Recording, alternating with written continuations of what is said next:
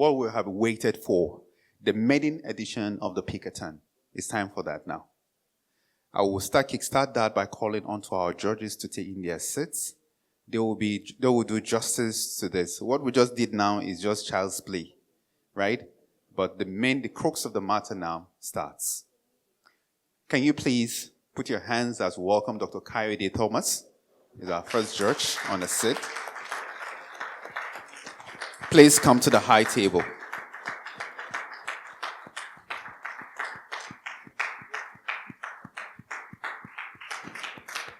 Thank you.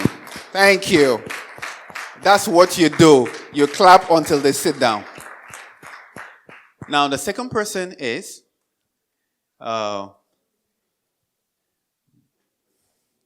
this is my person, Mrs.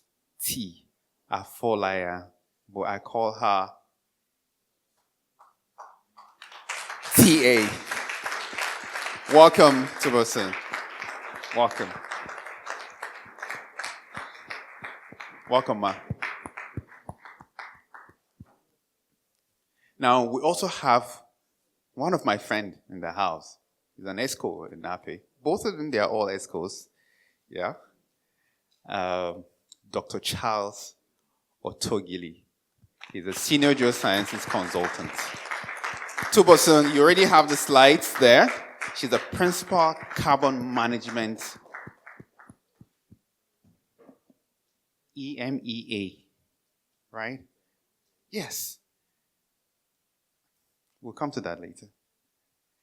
Then thirdly, we'll have, Bukola is not here. So we pick up Mr. Oluseun Tayo. Where is he? Flora, where is Mr. Oluseun Tayo? He's coming. So what do we do with Dr.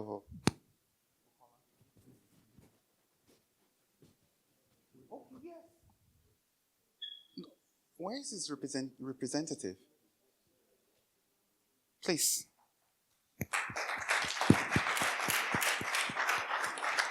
Abdulaziz.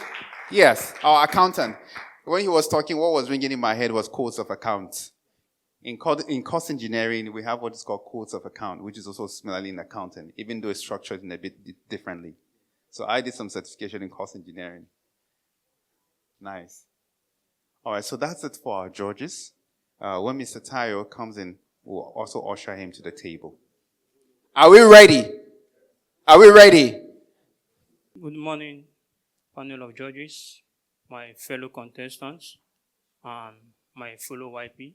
I'm Weze Precious Chimobi, and I'm making a presentation on an ANN software for formation pressure prediction. Next slide, please. Now, first of all, I'll give an overview of the oil and gas. Actually, it's a cornerstone for the global energy sector. Now, due to the rise in energy, this is my outline. Next slide, please. Now, due to the demand in energy, the oil and gas has pressure increasing on them to provide energy for the society at large, thereby leading to reducing environmental impacts, such as getting technological softwares and providing this energy for the society. Next slide, please. So now there are challenges in getting formation pressure. As you know, formation pressure is a vital parameter in the oil and gas sector. If not well controlled, it will actually cause blowouts in the environment, which is very bad for us as engineers.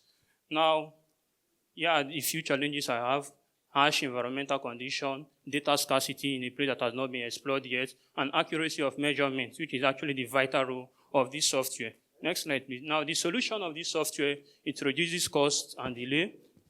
As you know, while drilling, time is very important and vital. Now, formation pressure estimation, which is very important before you drill. Now, the formation we are talking about is the one before you start drilling. Now, it increases accuracy due to machine learning. Thereby, the software helps to train data, historical data, over time to give us an exact prediction.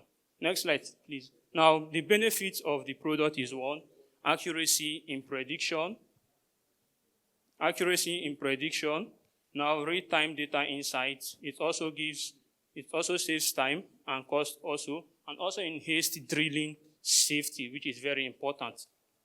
Now, the competitors and the market targets for this software, petrodynamics is one. For the competitors, formation pressure tools, just as we have one, the MD. Now, we also have the traditional method, such as the Earthings method and Batwi's method for making this prediction. So now, the market target for this is the service companies, oil and gas operators. Now, the uniqueness, next slide please. The uniqueness for this software is one, advanced machine learning for higher accuracy, lower operational risks. If the formation pressure is being gotten directly at a particular point, we'll know the weight of the mud to be used. Now, it's also learned at instant. This software, at that exact location, it learns from 2 minutes more. From the data. Now, it's not locational constraints. Now, it's not a matter of location. Wherever you are, you get the data set for that region, and it learns and helps with your prediction. Now, my next slide, value proposition. Reduces costs and risks in drilling operations, as we've earlier said. And finally, provide fast, reliable pressure insight for proactive decision making. Now, the product status. Now, it is actually at the MVP stage, though still receiving ideas to be developed. Now, and my last slide here is the product status. Now, as you can see, it has a place for manual input. The black background there is where you can actually input your parameters one after the other, so it gives you your results there, which is very important. And at the automatic part is where you can actually train this your data at instance with the location there. Now, when you upload your file, it trains the data just few seconds. It gives you your model score, gives you the plot, the predicted and the true value, and also makes a prediction. 1 minute more. And also makes a prediction where you can actually upload new sets of data. Now, gives you the evaluation score, such as our mean absolute error. Now, for the model score, it gives you the R-square score. Now, the first one is where we have the individual input. It does not take 5. Thank you.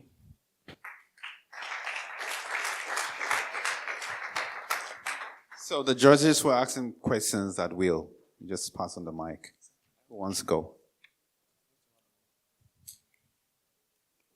Is this a commercial venture? It's not. It's not a commercial venture. Pardon? Is it planned to be a commercial venture? So, what do you think you're going to earn in the first year? $100 in the first year. Depending on the set. Right. That's the minimum. Yeah. For the whole year, $100. Let's say a week, if being installed due to license. In putting this together, did you have a business plan? Business plan? Be honest. Did you have a business No, plan? Because you don't sound like you had a plan. You just wanted to have something out there. Yes, sir. And you didn't think about the costing, because that's what it was actually asking you. We didn't think about the commercial elements to it. Yes. Yes, sir. I'm making use of the Python environment and the JavaScript and using the flags with it. How is your system able to detect location? Location? Yes. It doesn't detect. The software has to be on the system. Yes. How is it able to detect location? In what aspect? You said It is not locational yes. constraint. Yeah. Now, if, for example, this is a data set from this location, now what you just have to do, you ensure that the features are available just as you have there in the software. So it trains it over time. So it does not work with the location. That was why we have the part for the automatic input.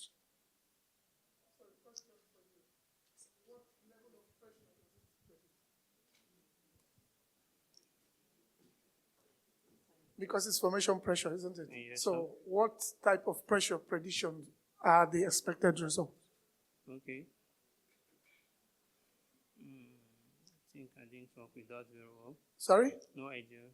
No idea. But you just know to predict pressure. Yes, sir.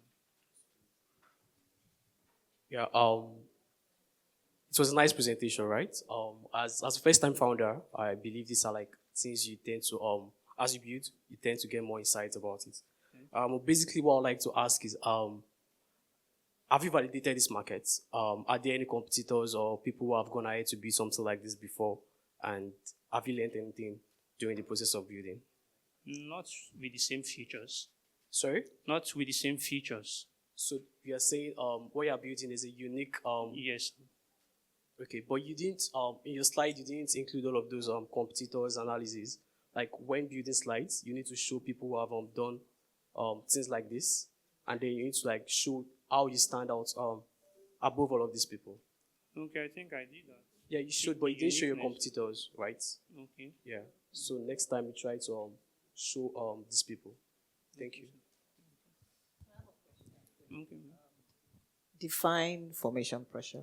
Formation pressure is referred to as the pressure exerted by fluids in the rock. In the rock. Yes, trapped in the rock. Okay, so you talked about the adverse effect of it. I'm just curious if you understand the problem you're trying to solve. So I would advise that you do a bit more research. The product, I wouldn't say is unique because we do have a lot of indigenous and international companies that are doing this. But I think you're onto something, and I wish you the very best. Thank you. Thank you so much. So that's it. So from going forward, I think we just go like one question each. Chime, what's your name? Sorry? Yeah, the team name. I think is easier. Can we have that team list, please? So with the Petrodynamic software, that's the one we just did. Because if you're going to put their names, it's really jailbreaking. So we go back to Eco Green now. And then if you have any products, that please get it ahead of time and keep it here. So that we know when you start, you want to go bring any product. Keep every apparatus or product that you have here. Standing on all 16 protocol, my name is Fagbemi Christian Aboluwatife. I am a visual artist and a geologist. For the first time in 2024, the Paris Olympic Games, they ran on all sustainable and renewable energy. And these are set a standard for what sustainability means. Next slide, please.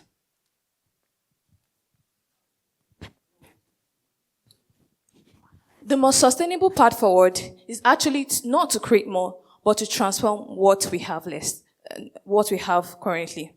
In Nigeria today, especially Lagos, for example, over 10,000 tons of plastics are produced each year with no plans to further use them or to use them for other means like industrialization or how to bring them into the market. Next slide.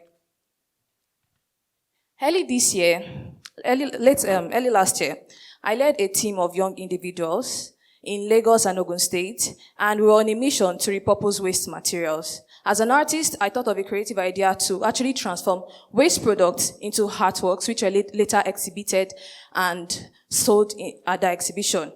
These waste products were gotten from the streets of Bega and the streets of Masheke in Ogun State, and we're able to partner with other organizations like Ogwama, Loma, and Zanitecture, among others. Next slide.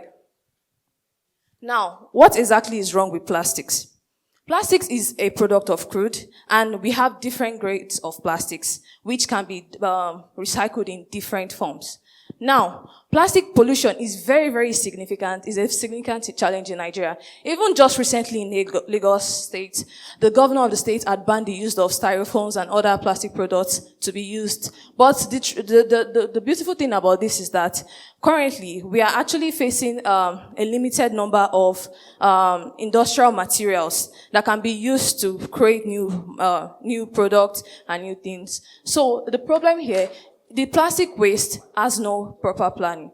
We are not thinking ahead of how to dispose what we already have, and we are still creating more to put into the society. Next slide. Now, EcoGrain is actually bringing the idea of how can we make this better. After the art exhibition last year, I thought of how we can make things better, and me and the team sat down together, and we thought of what can we do.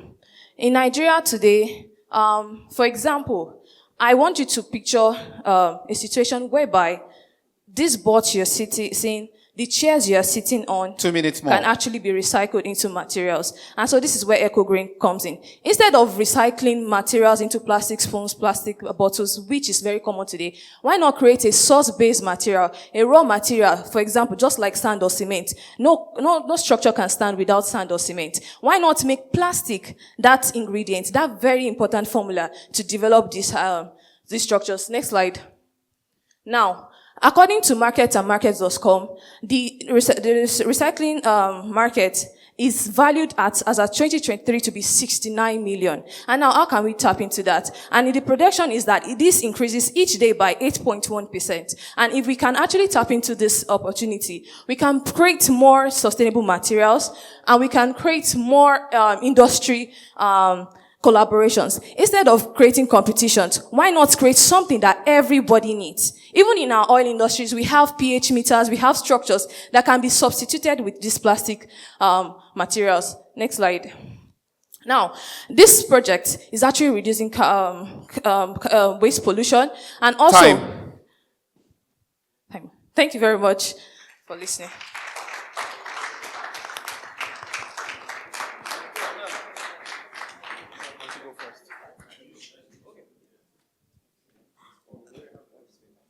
Okay, Christiana, yeah? Right, a really good one. Are you aware of the other potential organizations that are already doing this? Abroad, yes. No, in Nigeria. A few which I know are actually locally, they are still domesticated, not globally.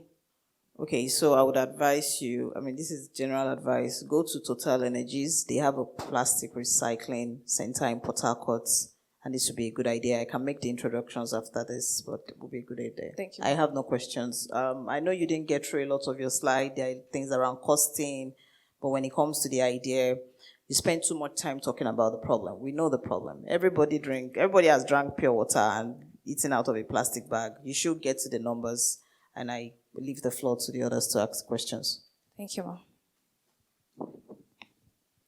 ma'am. Fantastic idea for me, because one of the biggest challenges we have in Africa, and I don't want to bring the global context into it, is how to manage waste, especially plastic. And it becomes really painful when you go to the beach, whether it's private beach, whether it's open beach, plastics everywhere.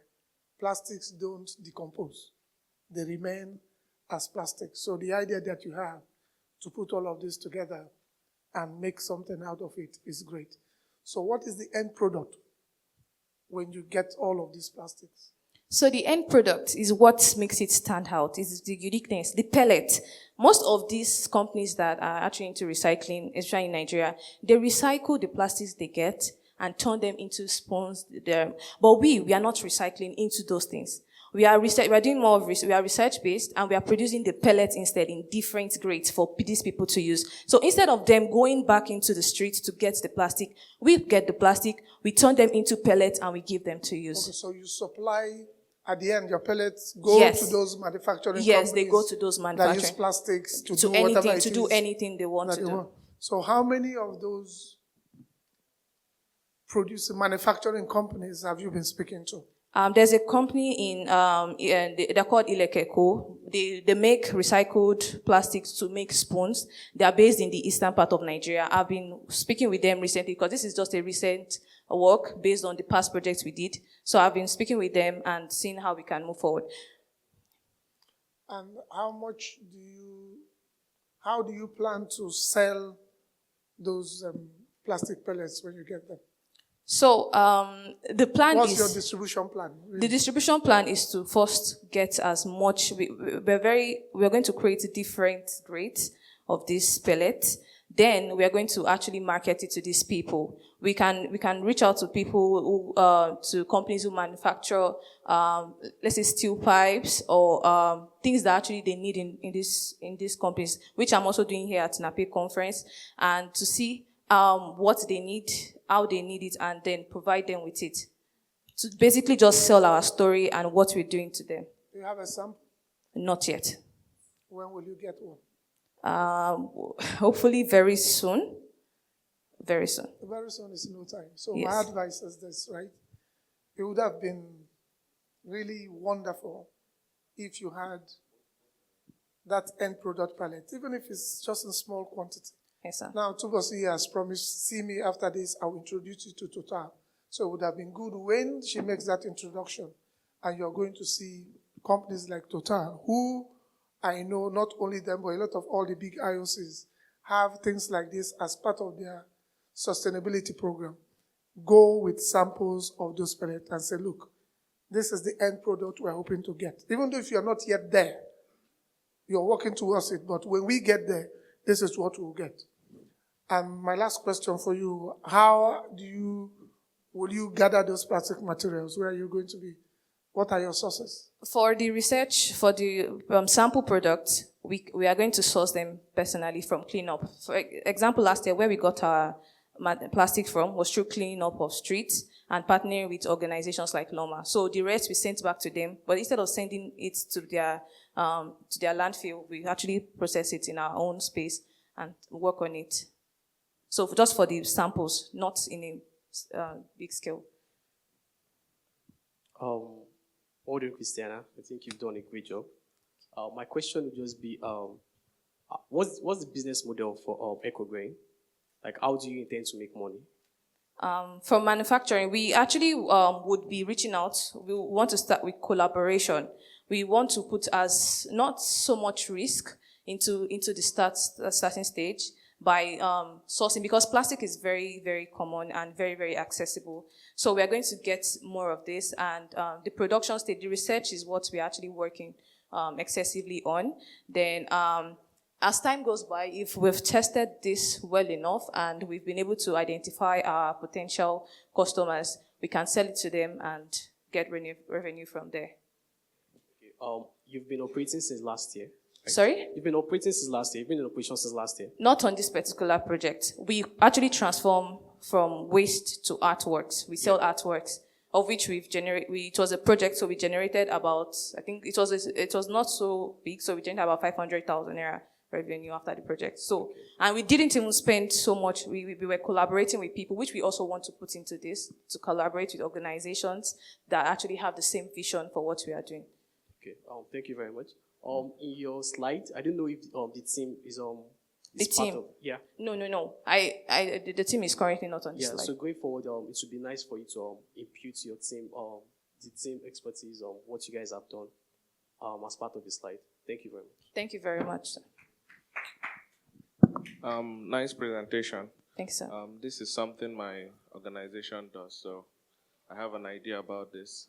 What's the cost of setting up for you guys? The major cost is the machinery. We don't have a fixed cost yet. The machinery is to actually grind the pellet and make it into those granules. That's the major thing we actually facing, and then the space to actually. Have you guys done like a research to know? We are still currently on research. Wow. Okay. Well, you can swing by my booth. I'll give you my card later. All right. Thank you very much, sir. Quick one from me. Have you done your numbers yet? Not yet. Okay, so this is a prototype. Yes. So I wouldn't be able to comment much on the commercial viability because that's really what I'll be interested in. So you need to, I know it's only 5 minutes, but it's always useful to have done your numbers so that when we ask the questions, at the end of the day, you're going to need investment at some point. And that's where some of us may come in. So I'd encourage you to work on that. Thank you, sir. Before you go, so the reason why I said I was not going to ask you any questions is because you have an idea and people have done it. Please don't research anything. He has researched. Total has researched. A lot of organizations have researched. What are you researching again? Just speak to them about your idea, and if you have to sell the idea to them or you revamp it and pivot, you've got to think about that. We're not in the business of researching. You're in the business of making innovative products. So I would honestly tell you you already have a solution to this. You may have a German idea that is not coming out of your slide. Maybe it can be the B2C hand, which they don't have yet. Then you sell that. But don't do any research.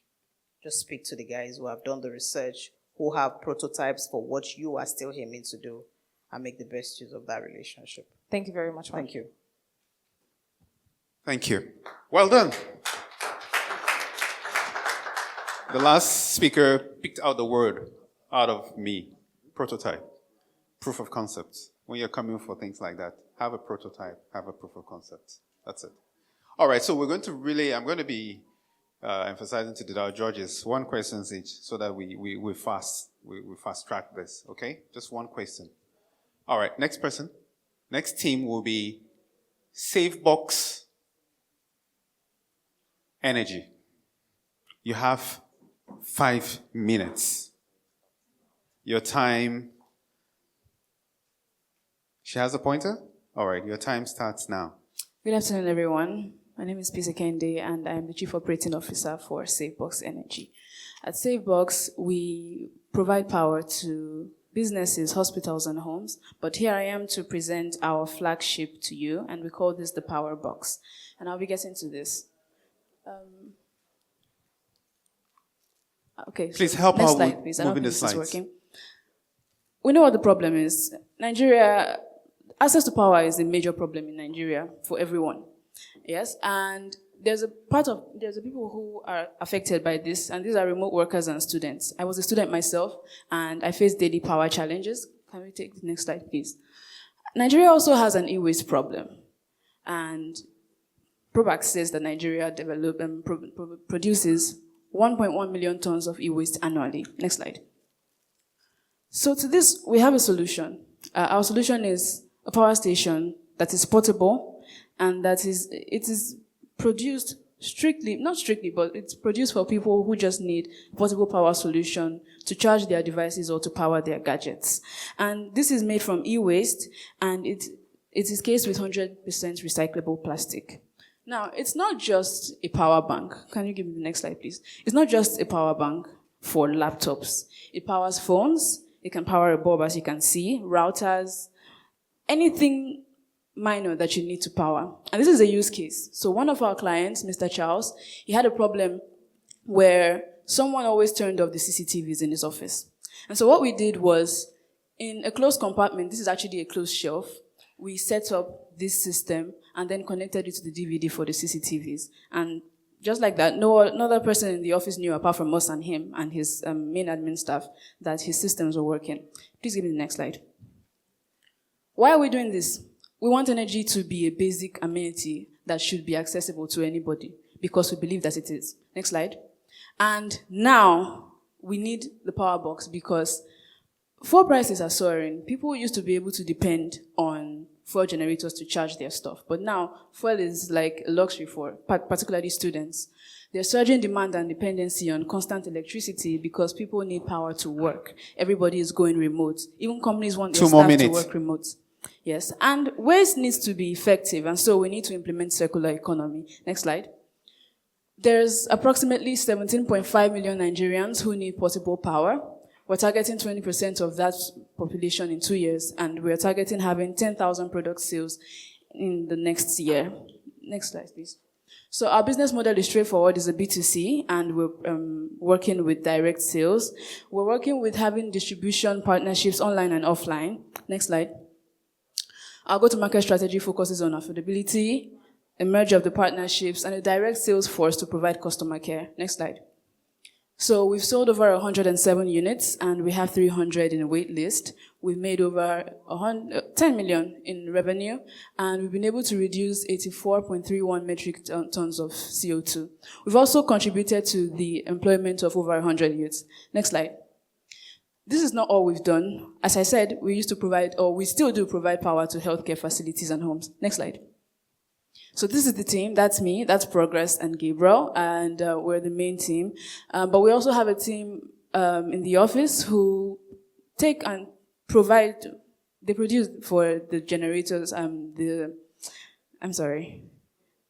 they handle the operations of everything that we do on a day-to-day basis. Next slide. So this is what our 12-month projection is. We're looking at selling 10,000 units, and that should translate into 1 billion in revenue. We're looking to avoid over 7,000 metric tons of CO2 emitted. We're looking to partner just not with businesses or distributors, but also with NGOs and government-sponsored hubs who need to put this out. And we're looking to contribute to the direct and indirect employment of over 1,000 youths. Now, the last thing we're looking to do is to produce our own batteries, our own lithium-ion batteries ourselves. Thank you.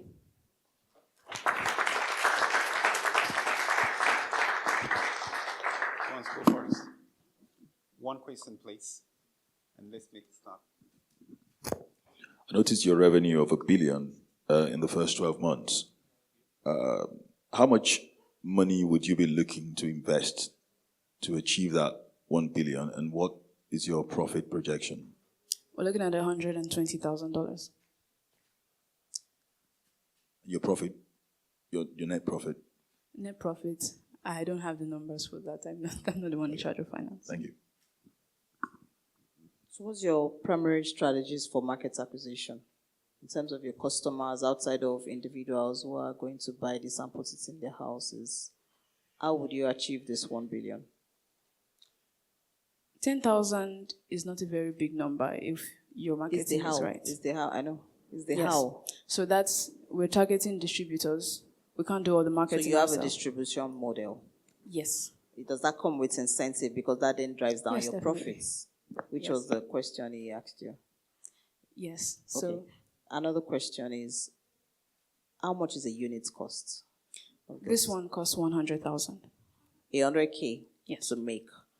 Who are your target customers No, in not terms to of make. their social mobility? Students, remote workers. Okay, how long does this last for? Like, if I buy this now, how long will I have it? This will power multiple devices for 3 to 4 days without charging. No, what's the longevity of this product? If I buy an Apple, I'm guaranteed that it will be with me forever. Yeah. In this case, how long before I have to change it? 5 years, but it 5 has a years. 1-year warranty. Oh, it has a warranty. Yes. Okay. Speaking about the scalability of it, can it be smaller? Yes, we have a smaller system. So have a there are smaller two. Does that come cheaper? Yes, And how much is that? 70,000. So what's the difference between a small and a big? This one can power your laptop. It can power some more things at a time, while the smaller one. So it's the watt size. Yes, this the is watts. 3,200 Okay, watts. Ibrahim is coughing now. Go. So my question will be, are these produced locally or do you outsource? Yes, produced locally. I'm concerned about the batteries. So, 2 questions. Where do you source your batteries from? And how much is your production cost for this, for example? Our major battery provider for now is, we get them from Idopa community in Benin City. We also have a supply from Ondo State. The production for this is at approximately 70,000 naira. Because I worry that your target audience, when you started your presentation, says students.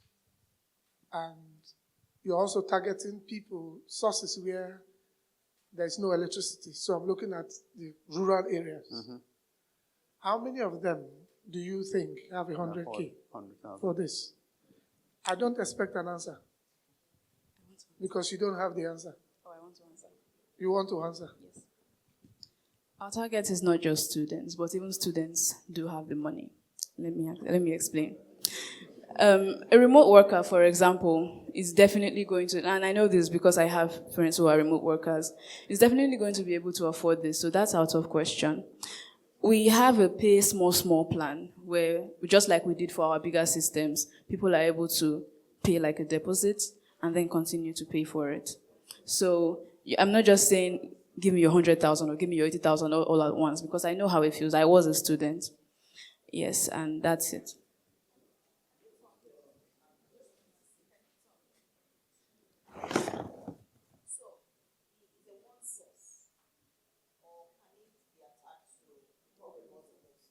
can be attached to become a multiple source. So this is basically, it has 3 major sources right now. This can extend to become more than one source. So it depends on how we set it up, or how it gets set up, basically. But just know that, I mean, you're not the only one that does this, right? And why I ask is because I've also seen portable ones, more wattage, and cheaper. So, advice for you while you're putting up all your cost. And that's why I asked you, how much does it take you to produce it? And that comes back to the question he asked you at the beginning. How much does it take you to produce it? Who are your target market? And how affordable it is. Because you're not the only one in the market. You have tons of competition. I don't know how much analysis you've done on your competition. Because you also need to know what your competition is doing in order to position yourself well. Just an advice for you. Okay, Abdulaziz. I'm sorry, sir. Can I say something? We have Oraimo, we have ITEL, I think, and we have other brands who sell power banks. Even smaller power banks are not able to do as much, and they could go for 30,000, even 40,000 for people, and to charge phones. Yes?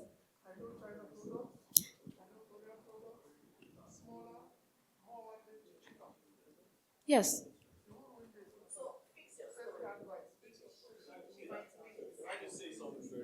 Yes, sir. In my other business, I have a partnership with Oraimo. I have a major flagship Oraimo store in Ikeja City Mall. In Ibadan, I have stores. In Kaduna, I have Oraimo stores.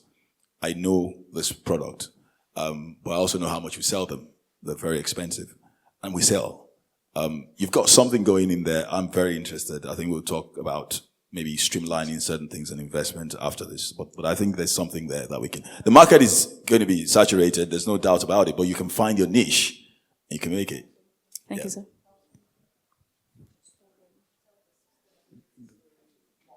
That's encouraging, you know? Thank you very much. Quickly, Abdulaziz, anything? Or Mr. T? We're good. All right, thank you. Well done. Please clap for her. Clap for this team. For the team. So this box that you bring, is it for takeaway or for just a sample? Okay. What V? Mr. Bello Abdul Samad will be representing what B team? Counter again. In 1831, Michael Faraday invented electromagnetic induction and also principle behind generators and also behind electric transformers. And electricity is the main significant part of our daily roles or daily activities that we do. Electricity is behind and is the most useful part of our modern, innovative, and existence. Without electricity, we cannot basically run our daily activities. In Nigeria, we normally run our electricity from the hydropower plants in Kanji dams, the Shiro dams, and also from the Jeba in Kwara State. Electricity in Nigeria involves 3 stages: the generation, the transmission, and also the distribution. In Nigeria, the distribution, that's where we buy our electricity from Disco. And also, that's why from Disco directly, so we get to buy our electricity on the phone directly using OPay, PalmPay, and all sort of. Okay, lack of real-time monitoring. This is our problem statement. Lack of real-time monitoring leads to inefficiency, energy usage, and difficulty in managing prepaid meters, balance, and usage pattern. And also, there is the need for personalized energy saving tips and also community insights. Next slide. Have you ever experienced or have you ever been surprised when you just buy, let's say, assume 5,000 electricity units from using OPay or PalmPay, and the next 3 to 5 days, that's finished. Even with the national grid collapsing in 3 days, twice in 3 days. Have you ever been surprised? Or have you ever noticed that, what has just happened to my tariff? Or you just did that and finally conclude that, there's increase in the electricity tariff. No.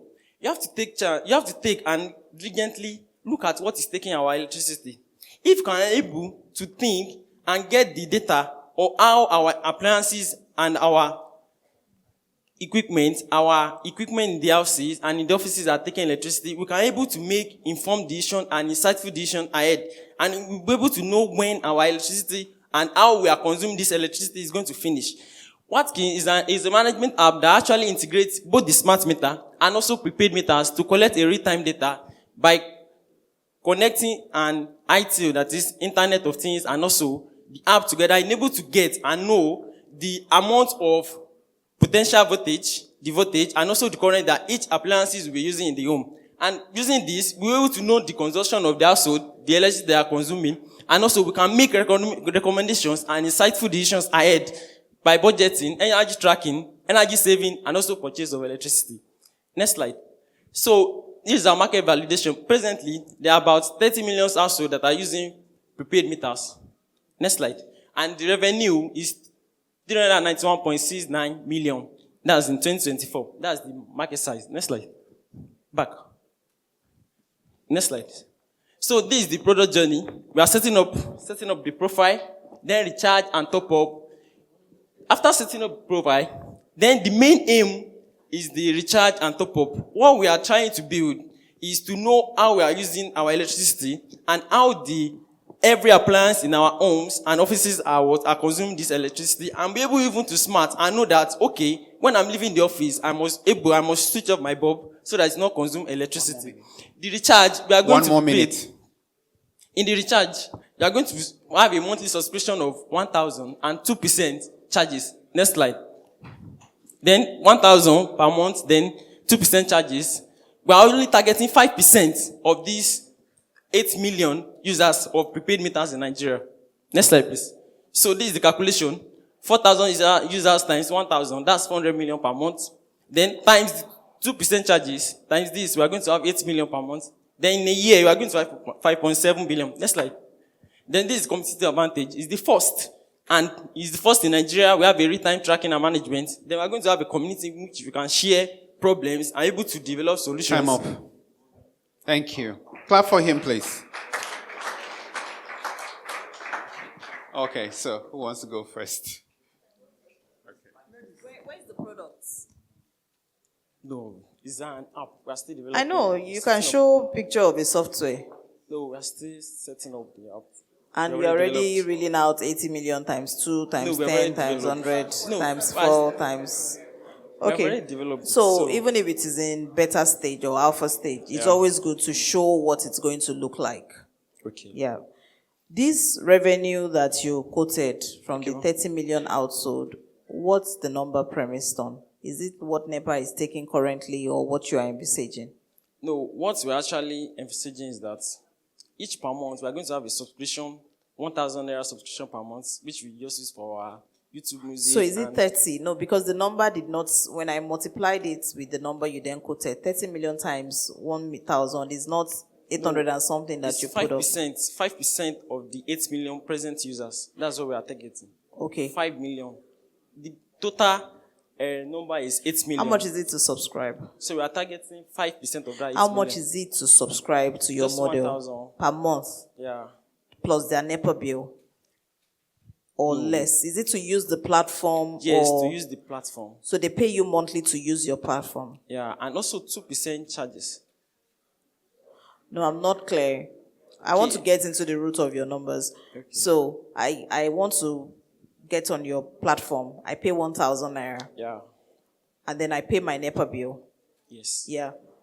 And at the end of the month, I pay 2%. No, whenever you want to buy any electricity, I pay 2%. Yes, 2%. So can you negotiate that? Can you negotiate that 2% that the customer has to incur again for going through your platform with the other off-takers? So say, for example, you are selling for NEPA or you are selling for NITE or whatever, or recharge card. Can you negotiate your cost to be cheaper? Because there are people that are doing 0.5%. There are people that are doing 0.01%. And that's what makes difference in platforms. Can you begin to think about how you can negotiate that? Yeah. I mean, great idea, right? Really nice. And like she said, show the product. And for all the others, put a picture of the product. But that is still a prototype. Do you have it fully developed now, or you're still working on it? We're still working. You're still working on it. So advice, because that's what I also do for my organization. When you have a prototype, put it out there for trial run. Because the fact that you have it, for you it's working, but people need to test it. And that's why you heard them mentioning whether it's at alpha stage or... Don't wait till you have the finished product before you start to test it.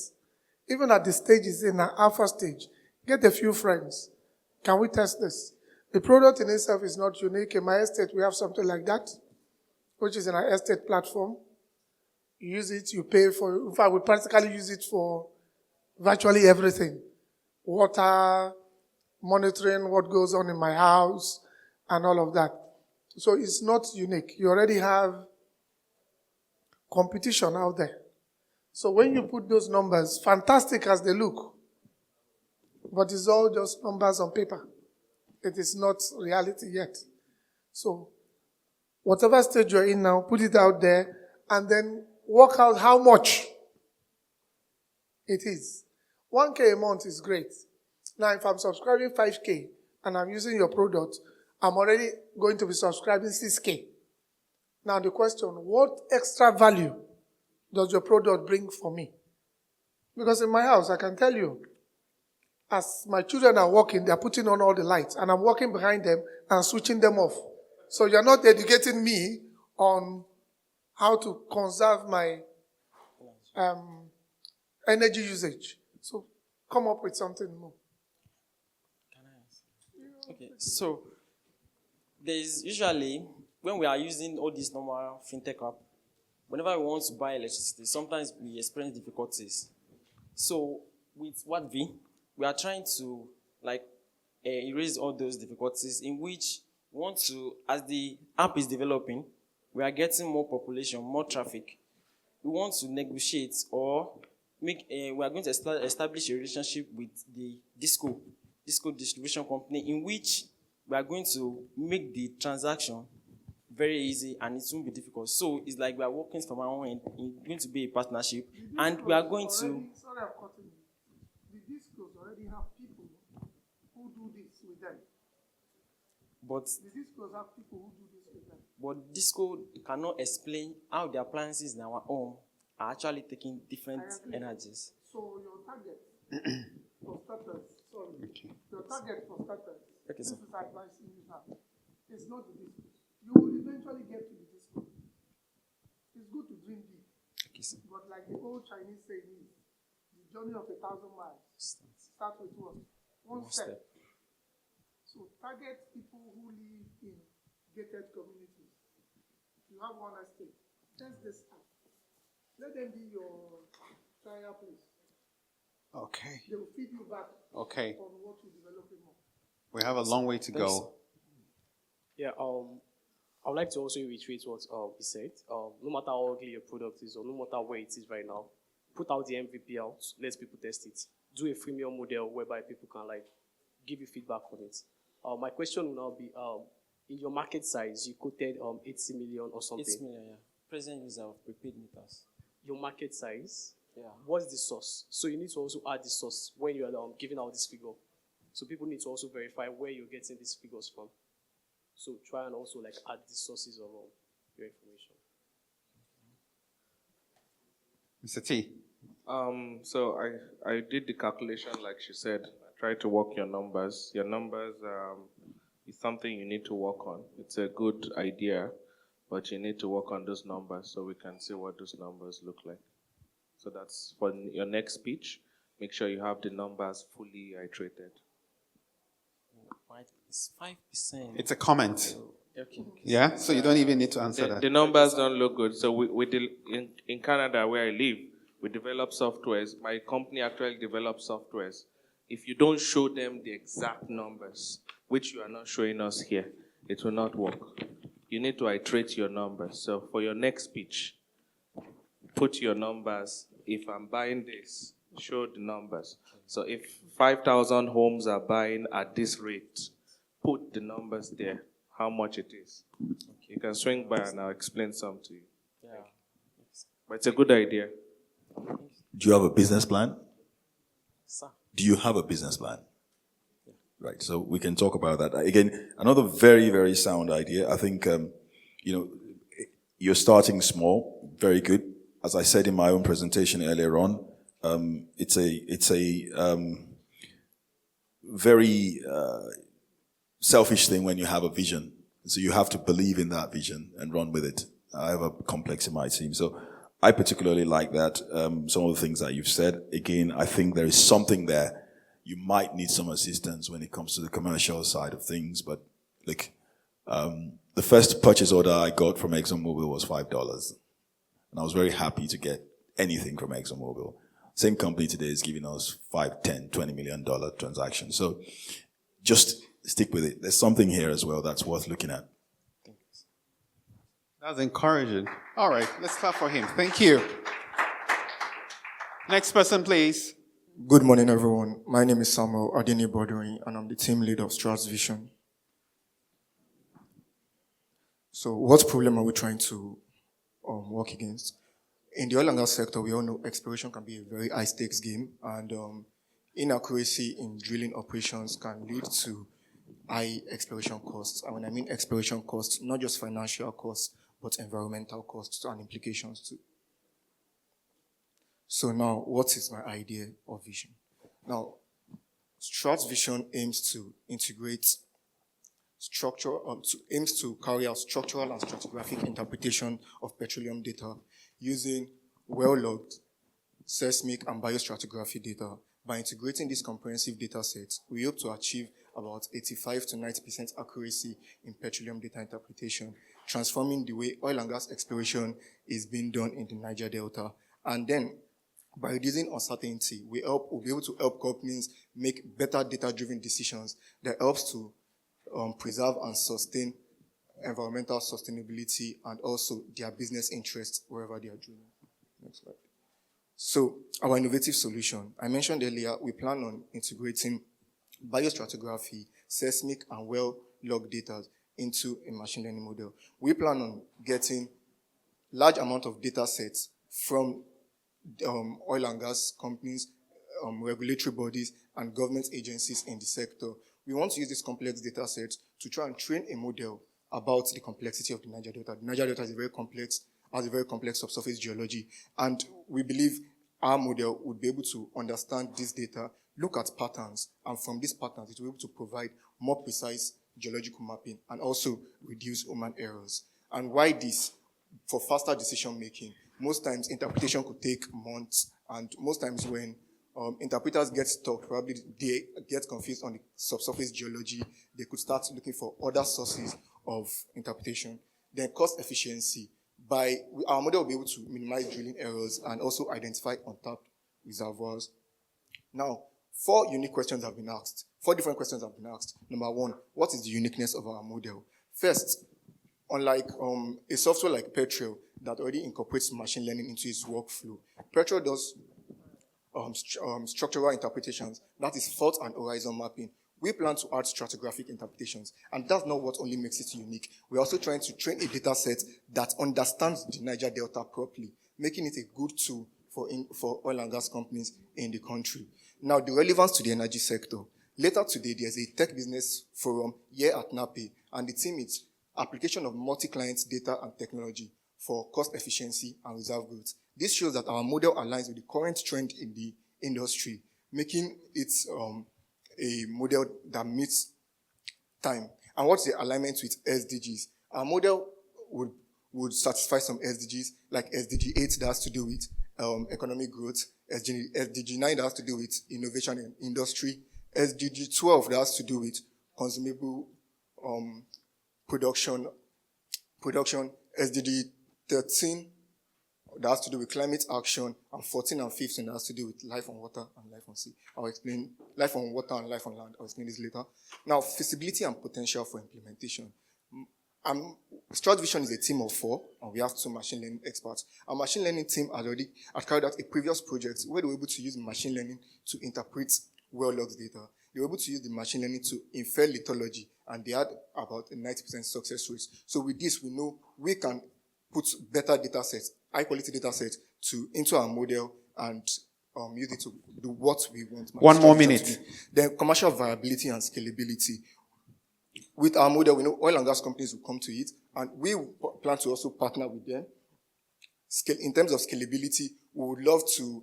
Our model is starting with interpreting structural and stratigraphic data. In the long run, we would love to make it do petrophysical estimation, analysis, and volumetric estimations. We have all the data sets we need. All we just need is to improve it. And now I started with saying we want to work with the Niger Delta. But when we test to the Niger Delta and it's a success rate, we plan on expanding to other regions and basins to make it a global innovation. Now, join us in transforming the oil and gas industry. And we just don't want to explore smarter. We want to create a future where sustainable practice is key. Here is my team. Thank you very much for your time. Thank you. There's a mic there. Okay. This is a nice presentation. This is your side, right?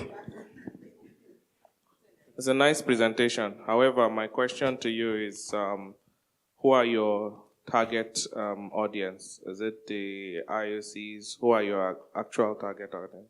All right. Our target audience is everyone and every organization that has to do with exploration first in the Niger Delta. I mentioned about scalability. So for the first stage of our idea, our target market is both government organizations like the NUPRC, international oil and gas companies, probably Shell, ExxonMobil, and then indigenous companies, and not only indigenous companies that explore, but also consultancy companies that help exploration companies interpret their data. So we make a case for, instead of contracting 5 to 10 consultancies to interpret your data, you just need probably 1 or 2 with your in-house team and our model. So when you look at our model and the data and the interpreted data gotten from your consultancy and your in-house team, you can make faster interpretations and better decisions. Because after interpretation, sometimes you look at the interpreted data and you still don't agree.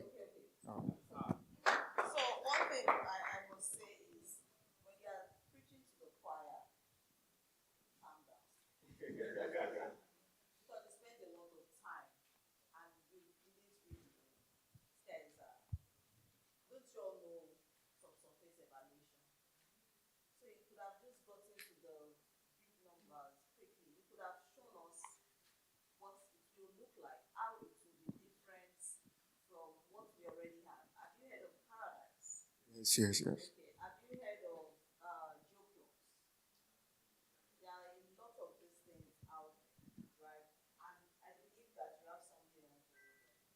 So 2 things I want you to think about is, and I don't want to say start small, because start small is very limited. Yeah, I'll say think differently as to what you're trying to do. Machine learning has been in the industry since 1908. So machine learning is not new. Have you heard of neural networks? Yes. Even our grandfathers, they interpreted with neural network. It may not be as smooth. So please think about this very differently. There's something in AI-assisted interpretation for sure, but you need to think. I don't think this is it. I don't think this is our final product. I think there is still one step that you need to think that's what I about. mentioned. After conducting the normal, most models that you mentioned conduct structural interpretation. I'm not talking about the model. I'm talking about this product you're selling. Product, that's what I'm saying. Now we are adding stratigraphic, and I mentioned after getting that past, that's like the first phase. We now want to move on to petrophysical analysis and volumetric estimations. With the provided data sets, we would be able to achieve that. We believe we'll be able to achieve that. Samuel. Yes, ma'am. Think differently. You have a great product, but you've got to think differently. There are countless of this in the market, but it doesn't negate what you're trying to achieve. The machine learning space is so wide and above, and there are still untapped niches in exploration beyond subsurface evaluation. So I'm leaving that with you. There's so much I packed inside that statements. There's much more than subsurface evaluation that machine learning can help you do. So please rethink this space. Talking about when he asked, who are your target audience? What would be your value proposition to an IOC to buy you? Or to NUPRC, let's even leave, or any company, what would it be? All right. A regulatory body like NUPRC or NMPC, we know they are in charge of everything that has to do with upstream data in the Niger Delta. So now my proposition is, if we are proposing a collaboration with them, by the time our model is fully commercial, we look at awarding royalties back to them if they support our model. We'll give them royalties and... Okay, I've said rethink differently. Secondly, be aware that virtually all organizations, after Schlumberger started operating, this man is that's why I say your commission. After Schlumberger started operating, every organization is building an in-house tool.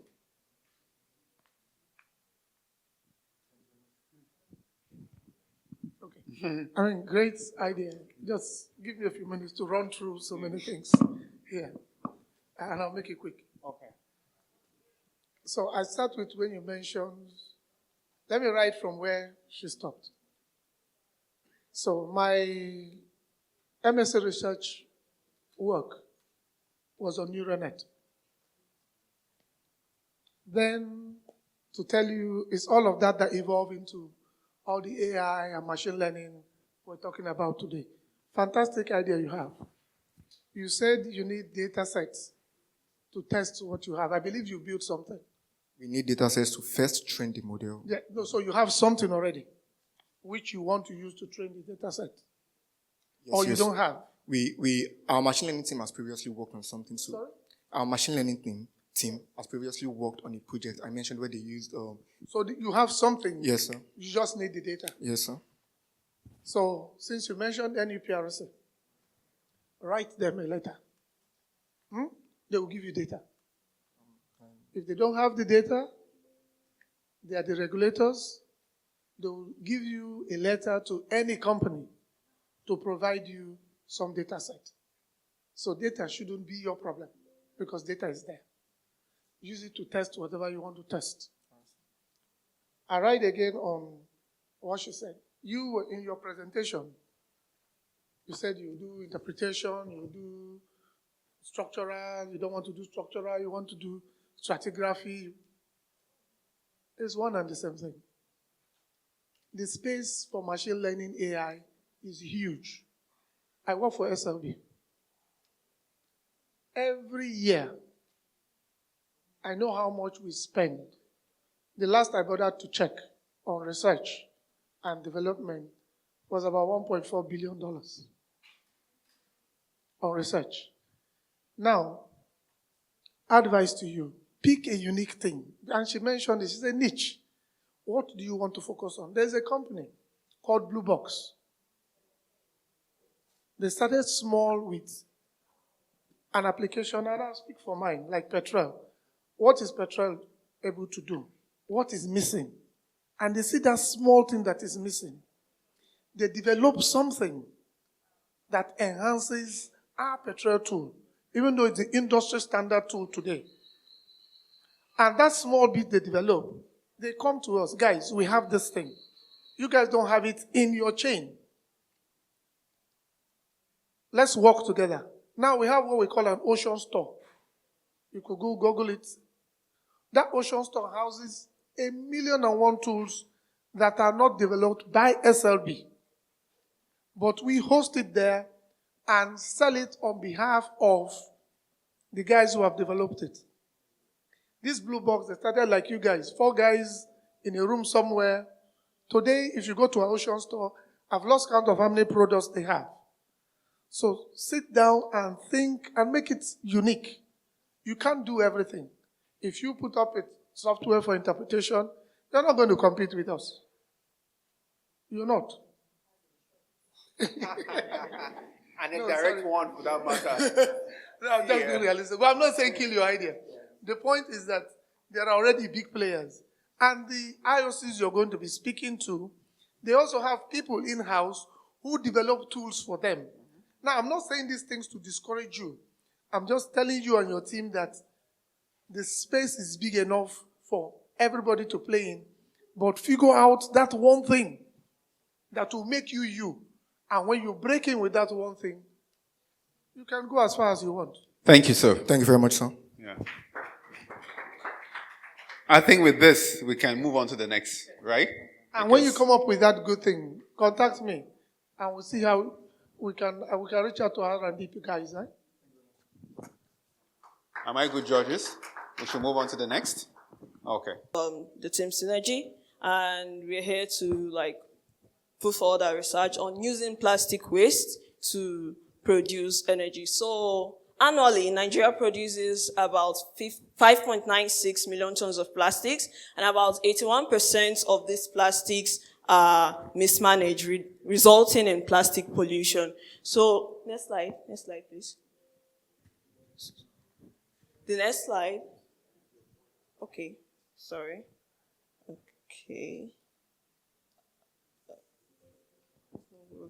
Okay. So first of all, what are these plastics? So plastics are okay. Sorry. Can someone just use the computer to help her? So plastics are synthetic materials made from a wide range of polymers. And as we all know, these polymers are made from petroleum. So there is a high range of this plastic producing energy, just as fossil fuels, just your gas, your diesel, produce energy. So due to the nature of these polymers, they are long chain. When they are put through some range of heat or stress or pressure, they tend to form rounder chain or even shorter chain. So they find it hard to break down in the environment. So they result in plastic pollution, so causes of plastic pollution, human activities, industrial processes, etc. The effects we have, they harm the ecosystem, seep into the soil, contaminate groundwaters, and cause air pollution. All these also affect the human body system, resulting in serious health issues. So for the Nigerian energy sector, we have a very unbalanced energy trilemma, which cuts across the supply disruption, where we hear about them cutting pipelines. We have energy unavailability, energy unaffordability, and energy unsustainability. So in Nigeria, only about 40% of the Nigerian population have access to electricity, and the percentage of electricity produced in Nigeria is from the hydro. So we have 98% of electricity produced from hydro. So my problem statement, plastic pollution is a world challenging, killing wildlife, contaminating water bodies, etc. So Nigeria demands annually over 40 terawatts per hour of energy, but the total amount of energy generated as of 2023 last year is about 13 terawatts, which is less than 50% the demanded energy for Nigerian electricity generation. And for our socio-economic sector of Nigeria, there is a need for us to make our energy more sustainable, more affordable, and more secure. So I suggest a diversion to plastic for waste to energy transformation.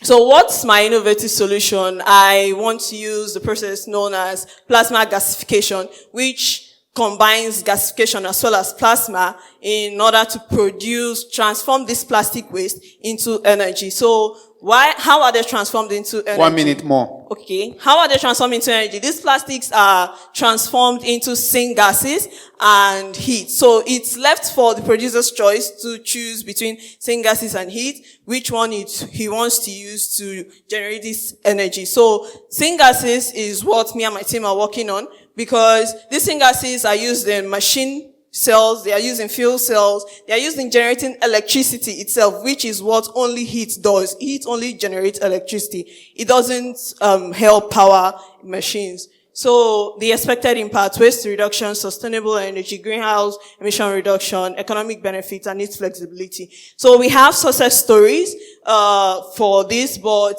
the thing is that for the success stories, they have only been using what I call gasification. They haven't joined plasma to the gasification, because plasma makes it faster, plasma makes it easier, and plasma makes it more flexible. So the market potential. So I made my research and I found out that the plasma gasification market size has been valued to $2.69 billion in 2023, and it's projected to reach $6.7 billion at 2030. So it has a CAGR of 10.39%. And as well, the syngas market is valued between 45.9 billion and $62.42 billion. I'm sorry, your time is up. Sorry. Thank you. Well done. Encourage her, clap for her. Yes. Okay, over to our judges. Do you have a Take a slide go. that shows your numbers? Oh, no, sir. I'm sorry, sir. Yeah, well done. I'd like to ask, what's the solution? Transforming this plastic waste, thereby eliminating plastic pollution in the environment into energy. That is syngases for fuel, or syngases, using them to generate electricity itself, because we suffer from different range of electricity, will I call it poverty, something like that. Okay, I hear you, right? But Yeah. I think going forward, maybe when you're going into pitches, you should have okay, at Singers, this is what we do, like a one-liner or two-liner statement. Okay, so thank you very you're much. not going to have to lose the people you're pitching to, Okay, right? sir. Because you first of all have to tell us about plastic and the history of plastic, which is what it's ate into your time, right? Yes, sir. You did show us your number, right, Okay. as well as the team, and also your markets, the market size. There are no sources. It's just basically you pulling out numbers from the internet. So these are like things you need to look out for going forward. Okay, sir. Thank Okay, you, for sir. me,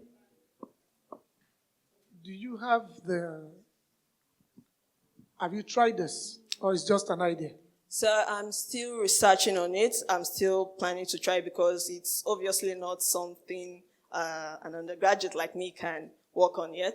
But I have tried using heat. I did that about a year ago, because I just burnt, but not with this method. I tried using I tried using pyrolysis. That means combusting this plastic waste in an enclosed chamber where there is no air. So it produced this heat, and I transferred the heat to a heat panel. But the thing about using pyrolysis is that heat only powers light, like it only brings light to the bulb, so it's not conventional. So I made research and found out that there is something like gasification. Merging it with plasma pyrolysis can produce syngases, but I haven't tried it physically yet. So it's something you need to, again, I like the fact that all of you pitching are saying you're doing research. Yes, sir. Fantastic as those ideas are, they are not novel in themselves. Yes. People have already done a lot of those research. So your focus is, based on what has been done, what else can I do? How do I commercialize this? Because gasification is great. What are you doing? It's a good sustainability idea, right? Yes, sir. Not only just from plastic, you can still capture the CO2, gasify it, and use it for power. There are so many things around the renewables that can be done with that. The machine itself that you use for those gasification, how much is it? Coming back to what he was telling you and what my other friend there said, you need to know the costing. Like the good book says, count the cost before you start building the house. Okay, sir. Right? Yes, sir. What is plasma gasification? Plasma gasification is a method of reducing waste where they use... Show us. Please. Next time you want to pitch, Okay, sorry. show. Yes, ma'am. People need to tangibilize. You see this the YDX conversation that we're having here. It doesn't add any value to anybody if it's not tangible. So I'm a geoscientist. I don't even know what plasma gasification is. So you've lost me for that. Sorry. And it might be something that I know, but in the name of trying to sound big, people put all manner of names on these things. Oftentimes, the most complex problems have the simplest solutions. Okay. So let's not make the solution look complex because there's a word to it.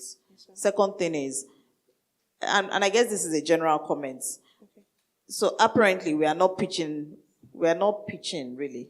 I think we are just gathering ideas to get better. So the questions that are being asked are places for you to start thinking about in terms of costing. This is research stage. I don't know, you're very familiar with Venture Lab and all that. When you're at research stage, the conversation is different. You're showing prototype. You're not coming to pitch for people to buy into your product. They're buying into your idea. And how you start that conversation is completely different from, what I've heard today. You start from really the problem, like you said. explaining it. Don't go into the technology of it, because it is the technology that you need support with. So you can't be here sounding like an expert on something that, no, and No offense, it's not ma. you. No offense, ma. Right? Yeah. No, you can't even take offense. Wow. You can't take offense, right? But I don't want you to sound like an expert and then we lose the opportunity of someone who may be in the room to help you. It says, oh, I'm still seeking opportunities to develop this further. You can then share the kind of technology that you think will solve this problem. And that's where ideas really get invested in. Thank you. Thank you, ma'am. But really good. Thank you, ma'am. Even though I don't know what plasma gasification Ma'am, maybe is. after I'm the assuming feature thing, it's I will good. explain it to you personally. Well, again, I want to commend. That's what I want to say, because the quality of the presentations have been quite good, very impressive. I think at some point, when you get to the stage where you're ready to start commercializing, that's when some of us might come in. And I think that for now, I just say focus on what you're doing. There's, again, a lot there. Just stick with it. Okay, sir. Thank you, sir. Okay, we're going to push a bit faster, much faster than this. Dr. Kayode has to be somewhere by 1. If I have my way, not all the judges need to ask questions. All right? Please. Is that okay, judges? We've just gone barely not up to halfway this. So we need to push it up a bit faster. All right, quickly. Greenio. Mr. Divine Babatunde. Up. Judges, audience, let's imagine a world where we have a secure, sustainable, affordable energy, and one that it is land grown. That is our vision at Green.io, where we think green by using our soil to make our energy. I am Ololuwa Oke, and I am presenting for the Greenio team. And our introduction goes thus. Fossil fuels has constantly served as the primary source of energy for more than 80% of the world energy needs. And this has constantly kept on increasing the carbon emissions and contributing to climate change and global warming. Our problem statement: we are depending too much on fossil fuels. There are possibilities of crude oil spillage, there are emissions of CO2 and accumulation of CO2, and there's the high cost of fossil fuels. All this gives negative economic, environmental, and human impact. Our solution is biodiesel. Biodiesel is a form of biofuel consisting of long-chain fatty acids, esters derived from biological sources such as vegetable oil and animal fat. But to make biodiesel, we need a source, and that source is Jatropha curcas, and it's a first-generation biofuel source, locally known as Lakpa or Botuje. Now, Jatropha grows in arid to semi-arid areas. It does not compete with food crops, and it has a high yield potential of about 30 to 40% oil content. It is non-edible, and it doesn't it doesn't affect food prices, and it is environmental friendly, and when we compare it to normal diesel, it can function in the same diesel with the same performance outputs. So we go to the key benefits. We have environmental impact, where we have greenhouse reduction. As it is grown from plants, there are no greenhouse gas emissions. We have economic opportunities, where we have job creations through agriculture, and we have energy security. Then this is the production process of biodiesel. We cultivate, we acquire land, we plant the seeds, then in large quantities, that is. Then we go on to extracting that seed, and we crush it to go ahead to extract the natural oils within it, where we can get about 40% yield. Then the last process of the oil extraction, the biodiesel production, is the trans-esterification process, which is a 3-phase reversible reaction, where we have triglycerides that are converted into fatty acids and glycerin. The fatty acids, in the presence of a catalyst, then react with methanol to form the methyl esters that are the actual biodiesels we are working with. Now, this project is in an ideal phase, but however, certain companies and places have tried it out. So we took a case study from the World Bioenergy Association, where they did something like this, a feasibility study for a large-scale product, and they did a 125,000 hectares plantation for this biodiesel. And the location was set.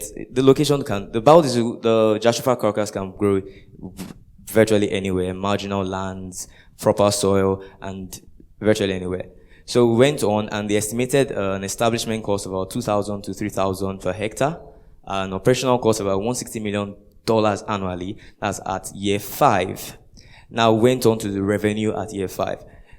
because this is a plant, it starts producing at the first year, actually, but it reaches the stage of maturity at year 5 where we can have the maximum yield. So most of the calculations were projected at year 5. So the oil production gave about $218 million. The seed cake, which is the byproduct from the biodiesel after crushing, which can be used for animal feed and other and fertilizers, produces about $81 million. The glycerin, about $6 million.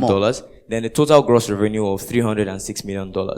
Then it has a nice economic impact as providing jobs. Then the calculation showed about 2,000 jobs per 10,000 hectares of land use. It has a nice market potential as biodiesel demand grows annually. With the United Nations being the largest producer, they constantly demand biodiesel as we're trying to transition from normal fossil fuels. Then it's affordable for customers. And from the land in 2013, the paper that we studied, they estimated a $0.4 to $0.6 per liter for the biodiesel. Then also energy security, energy sustainability, that is, this is carbon neutral. The same amount of carbon emissions that could come from the combustion would be returned back by absorptions from the trees. So we are not contributing to the carbon CO2 emissions, ticking the box of energy sustainability. Then funding and support, we require startup. Time up. So thank you very much. Well done. I like the energy. Okay, who goes first?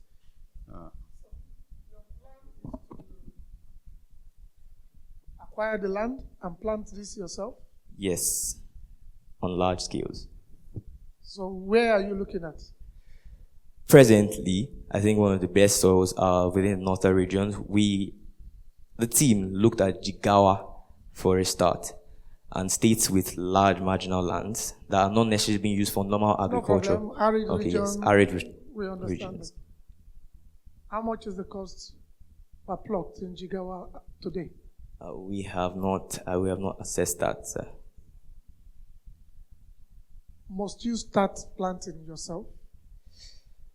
It's a rhetorical question. Okay. There are farmers there. Are they planting this? Can you get it from them? So I tell you what I know companies like palm oil producing companies do. They go to the farmers. Plant this, we will buy as many as you plant from you. So they don't go through the headache of acquiring land, planting. They just need the end product. Maybe it's an idea you need to think about. Because right now you're not even telling me how much a land is and how you want to acquire it. And on your terracification, you call it. Terracification. How do you want to do it? That would be done by us. Yes. Right. So it's the simple way of saying it is we just require catalyst alcohol to convert it into the biodiesel. Which machine are you using to do it? We just need large silos. It can be done in a beaker, but we're just doing it on a large scale. It can be done in a beaker in a laboratory. So we just need the chemicals that will be used to. You can do anything in the lab. A lab is like a cartoon where anything can happen. You are talking large scale, and you are showing me numbers. So there must be some machine that you need to produce that in large numbers, okay? Yes. Something to think about. Forget the lab. Anybody can do anything in the lab. Last question for you, so I don't take up much time. What's the end product again? I didn't get that. Biodiesel. Biodiesel. Biodiesel, yes.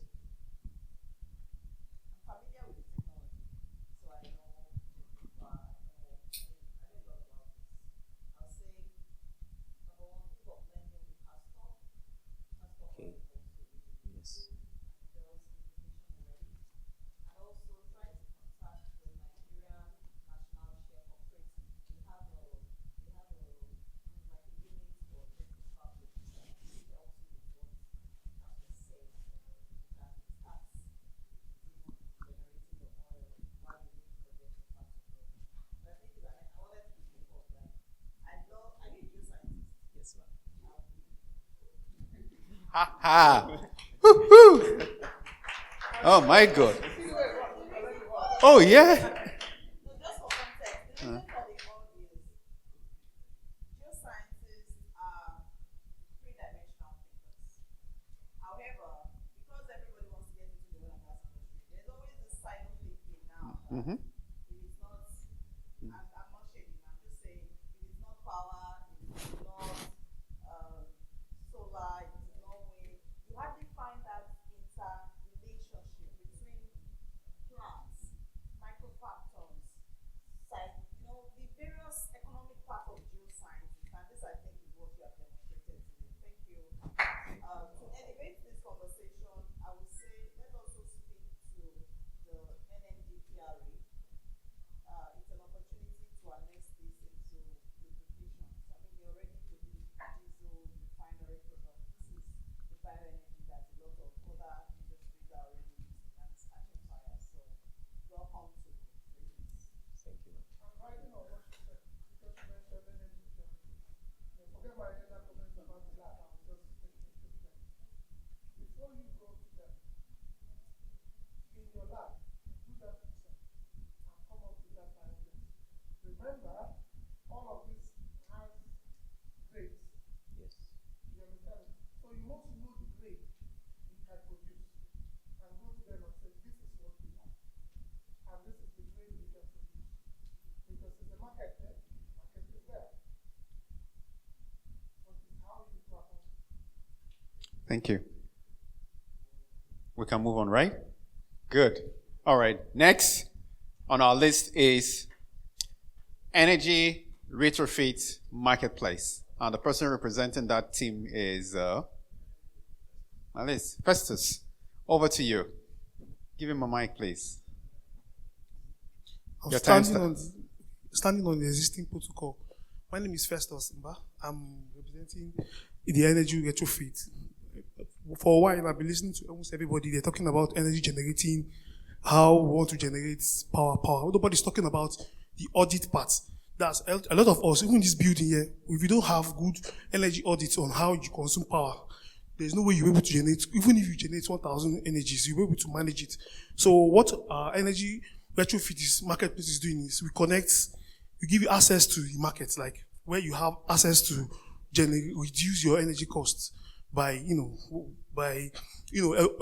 giving you access to audits, that's energy auditors that comes to edit your energies to tell you, okay, this is the amount of energy you consume, and also advise you on the kind of LCD light and other renewable energies, renewable products you can use to enable you have access to these to help you reduce your energy consumptions. So what we basically do is our marketplace where we have access to, where you can come on our platform, you have access to look at all our vetted service providers like, energy auditors, solar energy companies, the energy players, those companies that have access to these products. So you can have access to their products. We are giving them more companies access to markets, like they can have access to consumers, they can have access to people, they can have access to householders. You have access to this, they have access to our platform to be able to know how much they can manage their energies. And basically, what we're looking at the opportunity, the opportunity for energy, that's energy cost reduction, and also the effect of energy, environmental cost. Most of all these are energy generated by companies. They also pollute the atmosphere by, just from fossil fuel down to any other, mostly energy costs. So what we do is, with our platforms, you can have access to these energy companies, platforms, so that you're able to reduce your energy cost and have access to, bring your energy down, and that's basically what we do, and also impact the environment. So basically, I just want to be part of the team because is not around, so I just want to fill up the aspects of it. But basically, what our business does is a marketplace for everybody to have access to, mostly for household and also companies, to help them reduce their energies. So we'll connect you to auditors, service providers, and all that. It's already an e-commerce. It's more like an e-commerce platform that gives you access to these variables. So that's what we do. Well done, Festus. Good job. Well done.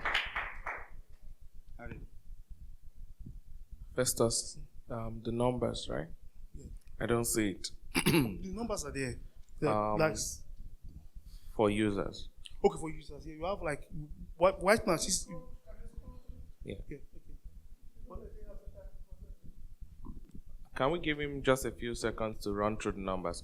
Tell us what the numbers are for the users. For let's see. Okay, good. Well, I wish you could talk about the numbers. Okay. And for other speakers, just go straight to the numbers. Okay. We tell us the problem and go straight to the numbers. Okay. Basically, the numbers we're still on MVP stage. So what we're doing a prototype stage while we're onboarding both service providers and also consumers, like household. Our focus market is household owners, because that's where the problem is. If you look at even our mini grids, our grid shutting down is because of high cost of energy usage. We had problem with that. So especially a lot of household owners, they don't know how to audit their energy. Some of them will on their TV and all that. But we have a professional access to energy auditor. We'll be able to audit your household and also businesses too. Some of these large scale businesses use a lot of energies, but if you have good energy audits, you'll be able to audit those businesses, and also you also have access to other energy professionals. Okay. Thank you, Festus.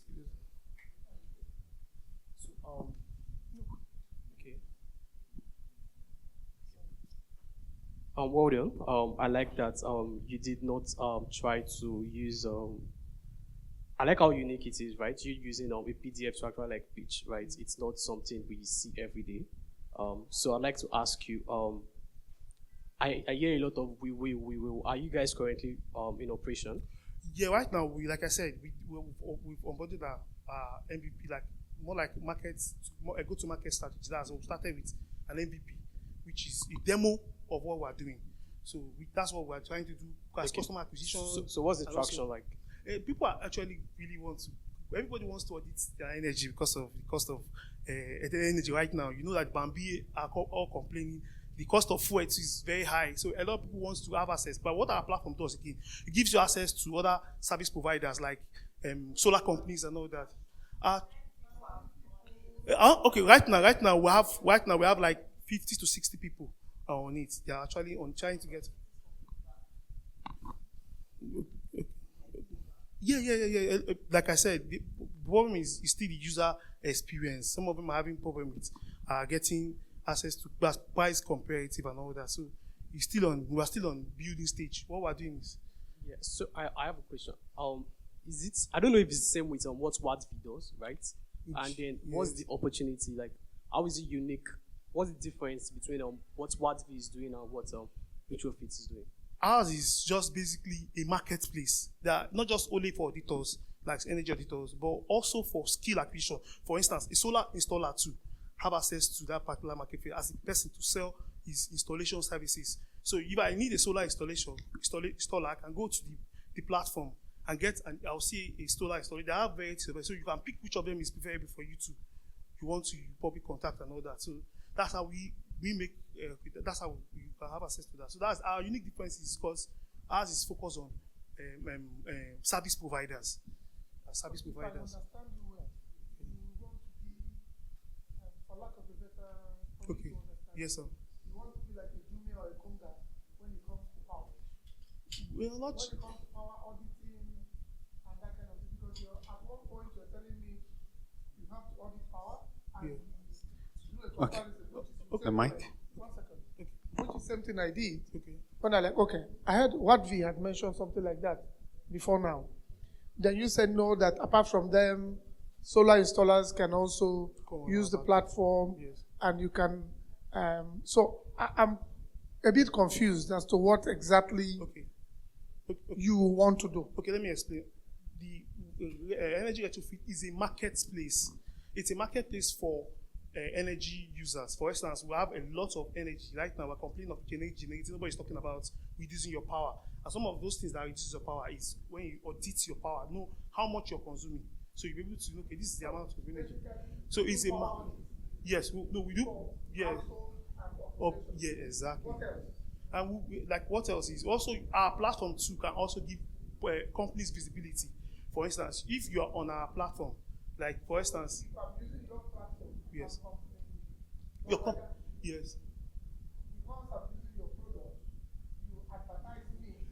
Exactly. People can find you on our platform and direct you on our platform. Yes, you can have access to. Yes, I get access to.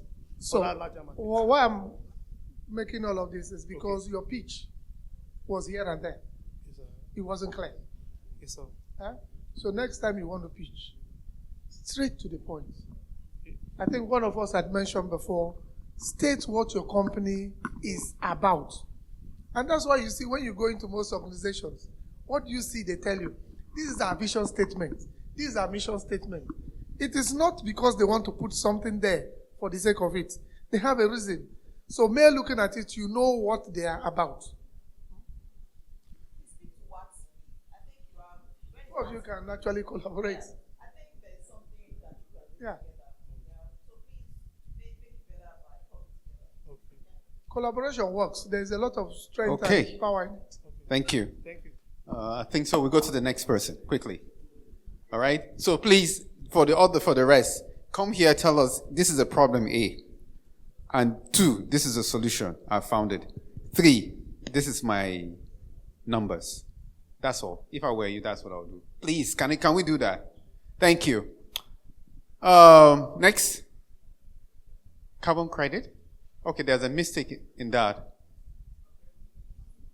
There's no carbon credit. Who are they? Oh, okay, that's the name. Carbon credit. Okay, what do I call you? This because this name is long. Just smart. Smart. Okay, smart is being represented by Smart Yes. Team. Can you please control? Just smart, right? Or Ray Good Olua Bello. Your time starts. Okay. Good afternoon, everyone. Good afternoon, judges, ladies and gentlemen. I am here to present on IoT for predictive maintenance and carbon credit generation. Did you know that every year industry loses billions of dollars due to wasted energy, due to machine failures and downtime of machine, escalating energy costs and wasted energy, missing out on sustainable targets? Imagine a machine, a supposed engine of progress, suddenly comes to a halt and stops working, not just once, but multiple times in a year. Each second of downtime leads to low production, increased maintenance needs, and also wasted energy. And because of that, worse still, as emissions soar, companies miss out on the lucrative carbon credit market that leads to leaving both money and environmental progress on the table. Please, next slide. The problem is very clear and evident. Industries are still flying blind, and this is due to their inability to efficiently predict machine failures while maintaining energy or optimizing energy usage. So, current system cannot, next slide please. Current system cannot integrate predictive maintenance as well as track carbon credits efficiently. But what if we could change the story? Our solution, IoT-driven predictive maintenance and carbon credit generation, is a game-changer innovation. And imagine a system or a network of IoT sensors that encompasses microcontrollers, gateway, chips, all installed on your critical equipment, which tracks and delivers real lifetime insights into the energy consumption, predicts machine failures before it happens, and also track emission, all at a single glance. Sometimes it's not just about fixing problems, it's also about predicting and preventing them right before it happens. With our solution, industries can cut energy or reduce energy consumptions by up to 30%, and also industries can reduce energy costs by up to 30% and also cut greenhouse gas emissions, which automatically translates into carbon credit generation and is then traded in the carbon credit market, leading to, is then traded in the carbon credit market. Can you please, next slide. And is then traded on the carbon credit market that is projected to hit about $50 billion by 2030. So this means that we are talking about dual impacts. We are talking about operational efficiency as well as environmental impact. And How many? why now? You may ask. The industry or the IoT industrial market is set to skyrocket to about $264 billion by 2027. The world is changing and the time to evolve is now. Our platform, our solution supports the Sustainable Development Goal 13, which is the climate action, as well as the SDG 9, which means that we contribute towards that and we also support the global efforts in fighting towards climate change. So imagine the possibilities, a more sustainable future. Please, next slide. A more sustainable future where every machine downtime avoided translates into cost savings and also environmental benefits. Industries become not just participants, but also leaders, but also first leaders in the fight against climate change. We are seeking for fundings to scale our platform, expand pilot programs, and forge significant strategic partnership with forward-thinking companies that are committed towards sustainability. Please, next slide. They are committed towards sustainability. Together, we can revolutionize industrial operations, leading to unlocking new revenue streams and also transforming the global transition towards a low-carbon economy. And I also urge, or would also like to urge, next slide, would also like to urge the audience in joining us to transform this narrative because change begins with you and I. Thank you very much. Well done. Okay. Question? Mr. Charles? Okay. Maybe I'm asking too many questions now. What do you understand by carbon credit? There are financial incentives that are adopted by organizations to reduce or capture carbon in the atmosphere. Okay. So your target audience are who and where do they operate? Industries majorly. Industries and mostly industries that release emissions into the atmosphere. Okay. So do we have a carbon credit law in Nigeria? Are you aware? Yes, sir. But I understand that it might be like a false solution. But if companies can actually track their emissions and have the ability to know that firsthand and also use that to reduce it by maintaining or knowing their maintenance needs, I feel like those would translate into carbon credits, automatically translate into carbon credits, and that's fine. So my point to you is carbon credit is great. Okay, sir. Fantastic. Europe, America, companies are already benefiting from that. And this part of the world is still starting. Okay? It's still starting, and companies are now latching on the IOCs and go with OGMP to try and get their gold star and enable them get these carbon credits. Right? Okay, sir. My question, I'm trying to figure out how what you do will help the companies. You have the market already, you know the market. Industries, you want to reduce emission. Yes, sir. So how are you going to help them achieve that emission and get into them now getting a carbon credit? That's the question for you. And if you don't have the answer, it's something you now have to start thinking about. It's a great idea. Companies are already working on that. What you're saying is what I do for SLB today. So I know I don't want to get into the details of asking you too many questions, but good idea there. Is there something in it? Yes. But you need to figure out, you need to put clearly the solutions that these companies have to look at that will help them to achieve this. And those I don't see in your presentation. Okay, sir. Thank you, sir. How do you calculate GHGs? Let's get to the science of it. Ma'am? How do you calculate greenhouse gas emissions? Each ton of each carbon credit equals 1 ton of carbon. No, I'm saying you want to help organizations to track. Yes, ma'am. That means you are going to calculate what they are emitting. how do you get to that number? How do you know what I'm emitting? That's where the IoT sensors comes in, ma. Because after integrating all of this into the industry's API and all of that, it automatically generates that all in like a single glance. Generates what? Okay, so I'm trying to probe further what your I wasn't clear whether it was a platform or it was a tool. So you need to, and it can be both. It can be both a tool and it can be a platform. So that's, you're just clear on what the end product is. But I also think you need to go back to the fundamental of how are you even able to track. Carbon credits is an interesting market, and you want to think about it differently because you are in Africa.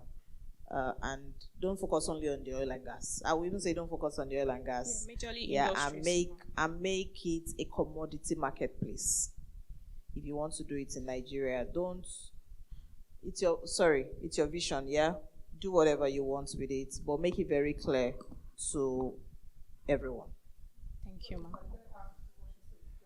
Okay. Make it snappy, Mr. Charles. Yes, sir.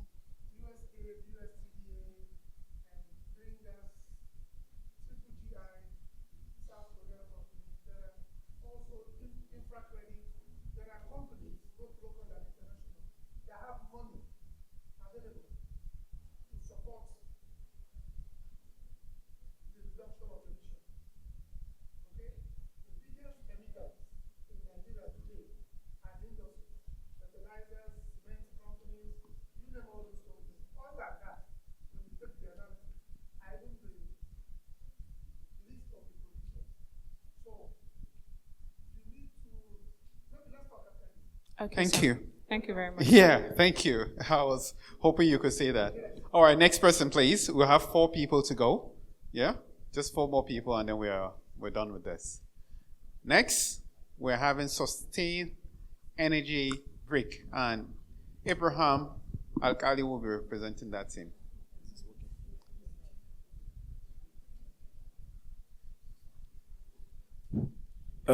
Standing on existing protocols, ladies and gentlemen, I present to you the future of sustainable energy. My name is Alkali Yaradua Abraham, and I'll be talking to you on sustainable energy briquette.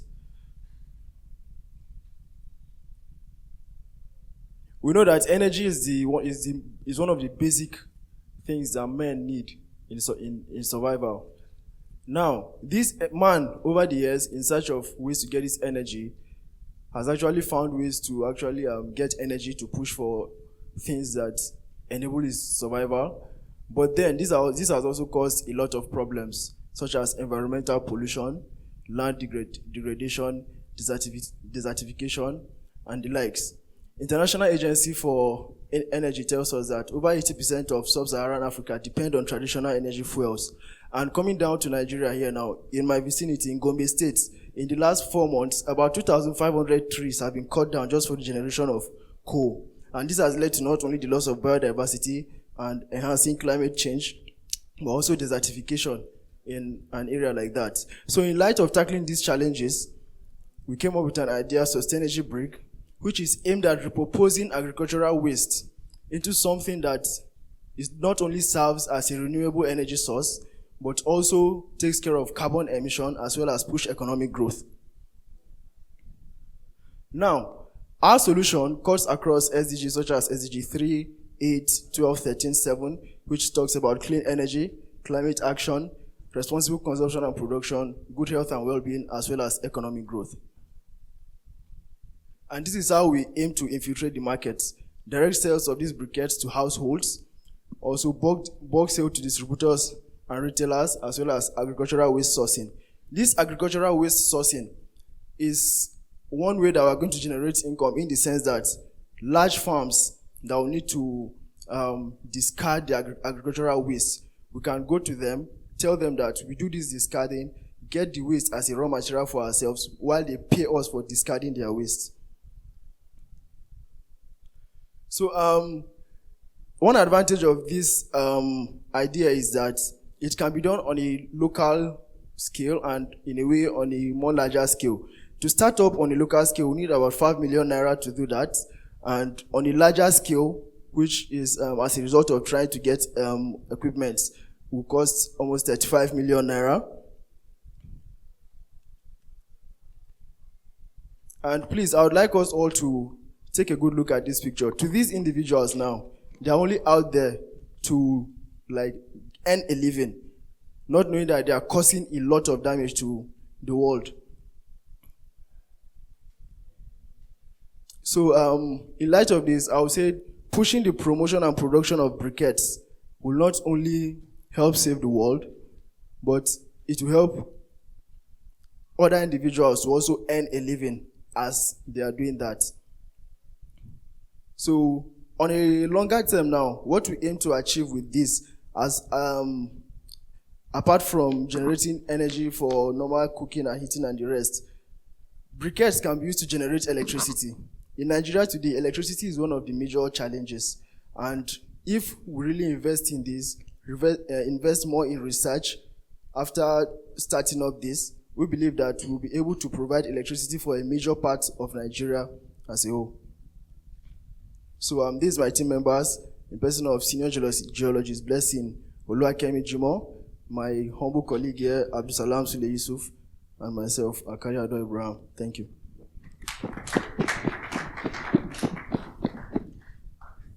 Dr. Kaide, you want to go? Okay, you want to ask some questions before you run? Okay. Yes, please. Yes, you can cook with this. Careful.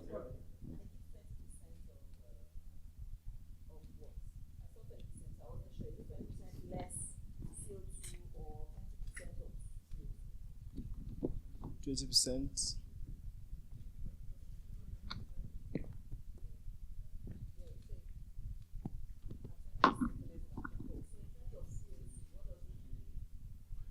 In terms of CO2, it gives, would I say, more like half the amount of CO2 that's released by the plant when it's not in this form.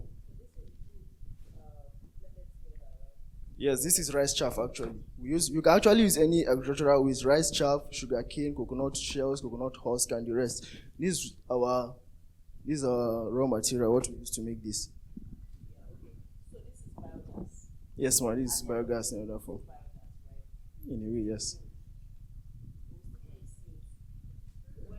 A lesser amount of CO2, yes. Yes, ma'am.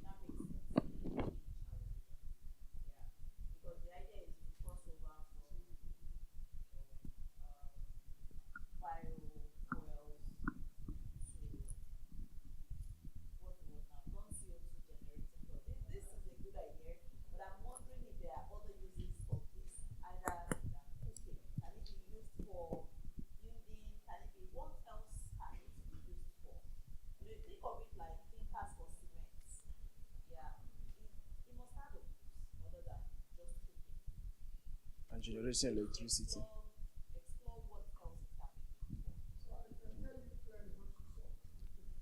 Yes, sir. Yes, sir. Yes.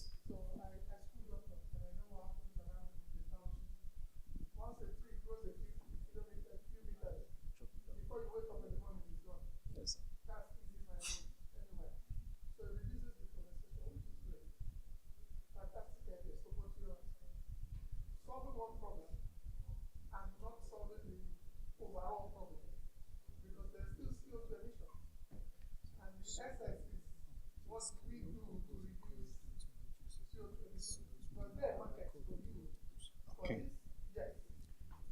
The mic. The mic. Around you. You can get from all the farms around you. There, so, and you are even going to make money, which you mentioned, from will help you dispose your wastes, and then we convert it to these pellets. So some more marketing is to be done. They're a great idea, but it's not helping with sustainability really in that regard. Aquagen, get ready. Yeah, well done. I think using briquettes, briquettes can be used aside from cooking, right? There are several things you can also use briquettes for. And I think one other advantage that people pose, or people tell the importance of briquettes or the benefits is people tell people that they tell the women using charcoal that it reduces the amount of smoke you inhale when cooking. So briquettes help reduces the smoke that comes out, the smoke emission. Yeah, but I'd like to also make a general comment, right? And that's to like everybody that has presented, right? When doing, I don't know, it might not look like a pitch, but going forward, right? To every founders here, there are ways in which you are able to sell your idea very well, properly, right? A lot of you are building great things, right? But you haven't been able to sell that idea or your story perfectly. So most times, what you need to do when pitching, go straight to the problem, identify your solution, basically talk about the market size, your business model, traction. Traction does not have to be you already making money. Traction might be partnerships. It might be you just getting licenses. There are several other things that has to do with traction. Your team. Talk more about your team. Why do you guys why do you have the CRC experience to do all of these things? Why are you in a better position to solve this problem? Basically talk about your competitors also, and then just end it with a call to action or ask for funding, right? And I think it goes for every founders here, and that is what I do daily. I try and work with founders to see how we can help them to better position their startup. Aside from funding, how do we better support you to grow? Right? I think that's just basically what I'm going to say. Thank you. Well done. Well done. Please clap. Huh? Next, Aquagen, CRC. Where are you? Okay. 5 minutes, your time begins. Our timekeeper. Good afternoon, ladies and gentlemen. My name is Trust Ogali, and I'm from Aquagen. What if I tell you the energy you need to make the next afang, edika inko, or beans, indomie is just water? Let me push it a bit further if you are not understanding. What if I also tell you what you need to get electricity in your house, to get your TV running? It's just water. And this is what Aquagen is actually doing. So what we simply just do is to use a simple technology that we all know, electrolysis. By electrolyzing water, we produce hydrogen and oxygen. We store the hydrogen into cylinders that can be used for cooking. Beyond cooking, through a design by our system, we can actually reverse the water produced from burning hydrogen to produce electricity, what we call a reversible fuel cell. All right, so please, the problem we're trying to solve is actually very common, energy poverty. And beyond energy poverty is the fact that we are trying to solve a global challenge, which is the SDG goal, accessibility to clean energy. Please proceed further. All right, so yeah, our solution simply just uses renewable source like solar panel as a primary source of electricity. It goes into a system that utilizes the energy to split water, and will convert the water. The water produces hydrogen and oxygen into two separators. Oxygen is expelled out. Hydrogen is stored in a cylinder. The hydrogen is then burned to cook. And when the hydrogen combines with the atmosphere again, it forms water. So we're having a byproduct of water, really, at the end of the day. So everything is really just water, right? So when the water goes back into the system, we can actually use it through a reversible fuel cell to produce electricity. And this technology actually exists. Please don't be worried that it does not exist. Yeah, actually it does exist. It exists outside the external, but it has not been designed to be solved this way. And the reason why we're taking this approach unlike other industries and global conglomerate out there is because they're taking it from a bigger scale because they have the capacity to. But I don't think Africa has a capacity to drive that yet. Or we're not thinking of collaborating enough to drive that yet. So we're taking it from a small space. That's why we're targeting household. Every one of us come from a house. We have a family. We eat food every day. We use electricity every day. So we're trying to tell you that you can actually have a system in your house with just water, tap water, running water, basically. You can use it to cook. You can use it to run electricity. And that is really just the essence of Aquagen, getting a sustainable solution that is just homely. This is the economic value proposition. The way we got all this number was to understand the fact that there are high, middle, low, and other income users for energies every single day. And when you multiply that amount with the amount of energy they consume and how much they spend in all of this energy, you have this practically amount of money. Then customer value proposition. When we designed our system, really, it was an experimental system that was done back in 2017, and we have been trying to, this is like, I think more than the 10th time we're doing pitches like this, right? Trying to sell this idea to people. We've had several opportunities, but we're not getting any commitment yet. So, to put this on a note, we were able to, when you get a system like this, we produce, I think 0.09 kilogram of, hydrogen. And when you run that system for an entire day, multiply that by 5, you're able to get an energy worth 1.2 kilowatt hour in a day. So we're taking this, for example, if you have sunlight for a day for 5 hours, multiply the 5 hours by the amount of 2 more minutes. Sorry, but the amount of energy that is stored in the hydrogen, you'll be able to get the amount of energy in a particular day. And what we need, what you actually consume every day in terms of energy in your house is actually 1.3 kilowatts. And we're giving you, with our system, you can get 1.2 kilowatts. The system is not designed yet. An experimental system as we had designed, as you saw in the image before, back in 2017. It was tested, it worked, but we've not proceeded further to use more refined materials for it. Both of the materials that were originally used was basically primary local source materials like iron and copper plates. We also use potassium hydroxide. These are just commonly primary equipment that you can actually get all around here in Nigeria. I think that should be the end. Thank you so much. Thank you. Okay. Which of the Georges? The mic, please. You can use the mic.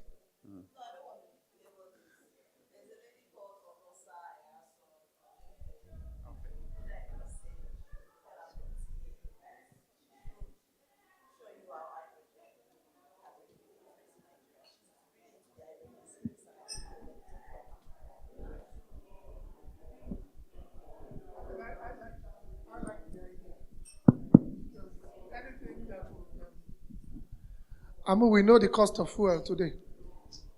So anything that will take that cost out of any home, trust me, people will be interested in it. You know, we never believed, I mean, this situation has made all of us to be innovators, right? Today now we know you can convert your fuel generator to gas. So I just pull my gas cylinder is not just for my stove alone. Now I can just move it and all I need to do is just change the carburetor, right? And then it works and I have power in my house. So this is great. She's given you a link already. Utilize it. The one thing we don't do well in this part of the world, which is rather unfortunate, we don't collaborate. It has to be me starting it. It has to be me finishing it. You don't have to do everything. You know, and this is for everyone in the room, really. You don't have to do everything. So, fantastic idea. I love it. But when you begin to talk to people who are already doing it, you see that once there's synergy there, the market is there. And you don't even have to be the guy marketing it. There are companies who do marketing. That's their job. Sell it to them. They will put you out there. But fantastic, eh? Good afternoon, ladies and gentlemen, panel of judges, all protocols, standing on 16 protocols. My name is Mr. Samuel Adigwe, representing Forasin Energy. Yes, Forasin Energy. Forason. Yeah. Okay, I'll use 2 minutes of my time to show a graphical representation of what we plan to do, and then others follow, please.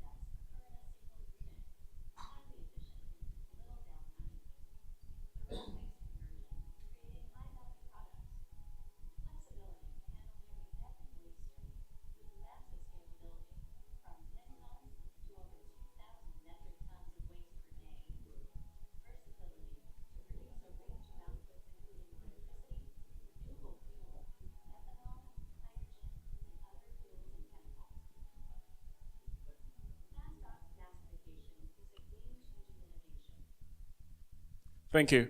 So the concept behind our fast oil gasification technology is that it uses steam and oxygen, as rightly said. Currently, we've carried out necessary experiments in terms of the design. As we all are aware, there are a lot of gasification technologies across the world, but none is unique with respect to the type of waste we generate in Nigeria. The waste we generate in Nigeria is not sorted averagely, hence leading to a lot of contamination in the environment and litters around the place. So with our fast oil gasification technology, it considers municipal solid waste in its entirety and how we can be able to produce efficient hydrogen and ethanol. So, but for the sake of Nigeria, we are producing hydrogen with respect to the moisture content of the kind of waste we generate, and ethanol because it is also one area where the industrialization process in Nigeria actually needs ethanol for the refining processes, the soap making, medical equipment making, amongst a lot of other items. So in terms of using the syngas to also generate electricity, Nigeria currently has about 32 million tons of waste per year and is expected to hit about 100 million tons. This is enough to generate tons of electricity that solves almost all our electricity demands. So we did a little bit of calculation. Like I said, we don't have we're not competing with anyone, but we have a lot of collaborations. The video that was played was out of a collaboration with Sierra Energy in the US, and the plant design is out of a collaboration with EnergyTech in the UK.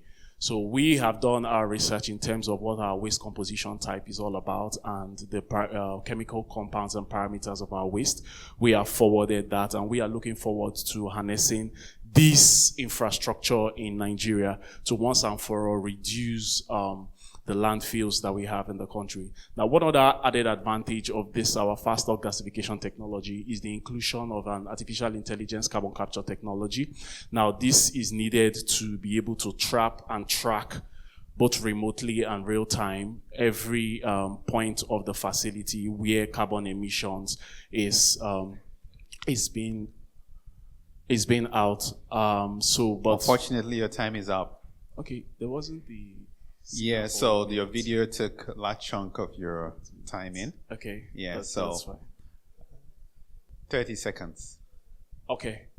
So currently, we have the technology is currently built, and it's just for us to build it in Nigeria. And local content is really important to us. That's why companies that fabricate like Bell, and we have a lot of work that Siemens and the WHO are doing in the country. They can also help to push together local content production of the facility to reduce our import load. As for the team, we're a team of geologists and environmental management with experiences not less than 15 years. Thank you. 30 in the seconds space. is over. Thank you so much, and God bless you. Well done. Please, can you encourage him and clap? Okay, good. Yes. All right. I would like Mr. Tyro to speak on this. So how does this apply to the problem with this is it's a good, very good one. I like it, but it's a pitch. We're not doing justice to the pitch here. I'm not saying what I'm supposed to see, but this is a really lovely one. Doesn't tell us the numbers, doesn't tell us what it has cost to get you there, what is needed and all that. But so far, good job. So you said you have a prototype already existing? Yes, there's a prototype of this facility existing. Where? It's in the UK. Okay, so you have partners in the UK? Yes, we do. So what's the idea? They build and you sell here? What's the business plan? Okay, so the business plan is we are to develop something that is unique to our own market. What is out there in the Western countries is unique to the kind of waste they generate. So what's the unique thing you're bringing to the table? Because we didn't hear it. Okay, the unique thing that we are bringing Yes. to the table is that finally we get to do something that encompasses every municipal solid waste that we generate here, and with respect to the moisture content that our waste generates. Many of the gasification technologies out there, you spend a lot of energy to dry up the waste before the process can be initiated. So, but what we are building in Nigeria is with respect to our high level of moisture content in our waste and how we can derive ethanol and hydrogen for further industrial processes. And if we also want to power... So you're already building that? Yes. So what we did now, we've done the market analysis, we've done the research, the study. Are you building what is Nigeria specific? It's a yes. Yes, it's Nigeria specific. That's what we are building at the time. Yes. So, but currently, no. We've not started building. You've not started. Yeah. So we are trying to put together investments funds to push. You have your ideas, and you've shared it with your UK counterparts. Yes, and it has been tested. Yeah. Okay. So what's the result of the test? Okay. So the result of something you can share? Yeah, sure. In my slides. Okay, so it's not on this slide, but I still have further slides to definitely show how far. So what was the result like? We have come. So we looked at the volume of hydrogen and the volume of ethanol that can be gotten with respect to the parameters that we sent. And volume, sorry? How many? Okay. How many tons of waste? So don't worry, time is running so that you can look at this later. But next time you come, let's know how many tons of this you're going to get. Ethanol is useful. Yeah. We don't have enough of it in Nigeria. Yeah. Only 6%. We don't have enough. Don't worry, I know this. Yeah. We don't have enough. So the more we produce, is there a market for ethanol? Yes. Yes. So you need to, again, when you guys come to talk, have all your acts together. And I hope, just for advice, that whatever you're sharing with your guys in the UK, you've kind of, in a way, patent it to yourself. We have our legal team is an idea is solid. Open to everybody. Yeah. Right? Yeah. And just on the side, next time you use any AI tool to generate your slides, make sure you remove it. Yeah. I know you got your slides from Gamma. So that was what I used. You're busted. Okay, thank you. So anyway, there are tools. Let's use it wisely. Clean energy. After that, we do the last one. Good afternoon, everybody. Our slides up, please. Yes, please. Can I get the pointer? Good afternoon, everybody, students, judges. I'm talking on an already existing solution. Timekeeper. An already existing solution to 4 costs and 4 prices. And what I'm talking on today is a microgrid system. Now, this microgrid system helps to solve the problem of pollution. It helps to solve the problem of high cost of fuel and the cost of using fuel to generate electricity. Now, this problem or this project, what it actually does is it's an already existing business, like I said. It makes use of solar, it makes use of wind, and it makes use of biomass. Now, by biomass, I'm talking about plants and animals decomposition to produce electricity. And our target audience are basically for remote and rural areas. And this microgrid system, it can be actually constructed in a particular site to serve a particular community, or it could have a standalone system, a system that can be used for a particular, maybe like a small house or a small business. Now, the way of generating revenue from this clean energy solution is basically subscription model. It is not something that is being sold at once. Like I said, it's already existing, but this is a smarter version. Now, imagine buying a smart solar or a smart system that actually tells you that with this particular load, say it's connected to this hall, you get to see through your phone that with this particular load, this solar will be off in about 15 to 16 hours. If you want this to last longer, you can reduce the load in the particular box. That is what this our clean energy solution is basically about. It makes use of wind, it makes use of sun, it makes use of charcoal. Now, you can connect directly to our grid, which is existing already in a community, or you could get a standalone system and do it based on subscription model. And we are also into conversion. We run a, should I call it a showcase in school, where we showcase our works, where we convert both radios, both, I think our latest conversion was converting a smartphone to solar. converted an iPhone XR to solar use, and we also convert existing power banks to solar. Thank you very much.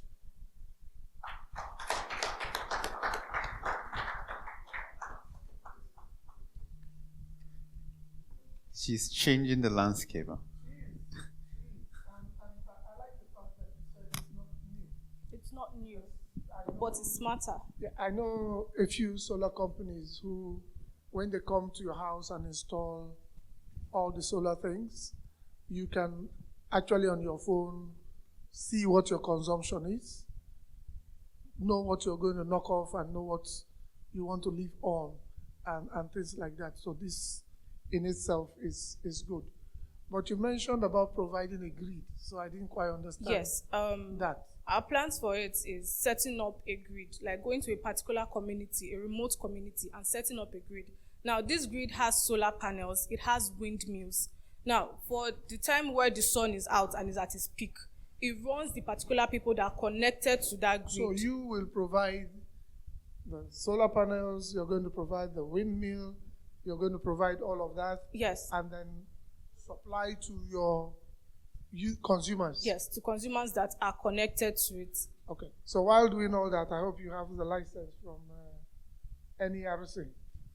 Of course, we'll get license before operating. Do you have the license? No, not now, but we will So it's get something license you think before. about? But for now, we are actually selling out No, just it's fine. on solar. I'm not saying it's if you're thinking big.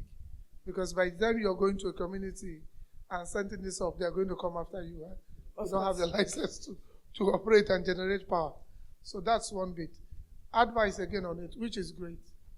Have you thought of approaching some gated communities, estates, I mean? Yes, we supply to a particular estate. We supply power to them. That is actually based on solar. We supply power to a particular estate in Benin. Strictly clean energy solution from the So company. how much of generation do you do? How much do you charge per Our subscription model is actually 22,000 naira per month, depending. The app actually 22,000 naira per month? Yes, the app For how actually much? calculates your power. The power you spent is between 22 to 30,000 naira per month. Now, if it's a house that has many things running on it, you can get a fee of about 30,000 naira per month. But for those small shops that just light bulbs and the rest, you can get something like 20,000 naira per month. So your charge is based on my consumption? Yes, charge So is do based I on pay you consumption. before or pay you after? You don't have to pay me directly. That's why I said it's a smart system. You pay directly to the system. When you stop paying, it goes off. So I have to prepay then? You have to pay. When you stop paying, it automatically goes off. Discuss with WATSI and retrofits.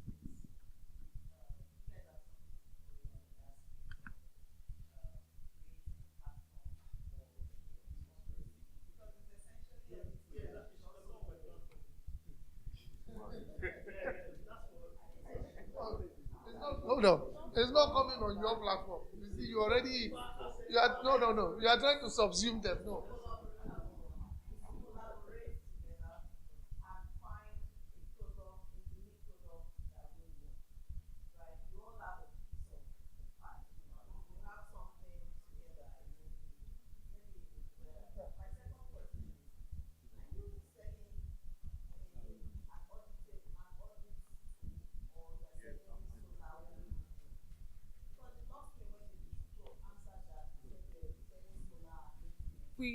The solar we set up in a particular estate. It's not we come to you and give you a solar box. We actually set it up like a big panel now, and we have houses that are connected. Yes.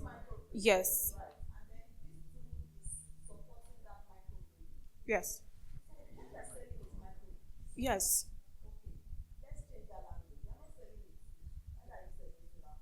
We have standalone systems for people that are not connected or people that are far off from where you can buy a standalone system that you can connect. It actually gives light for close to 18 hours per day, and it actually works on the subscription model, meaning if your payment is like, okay, a microgrid and a standalone system.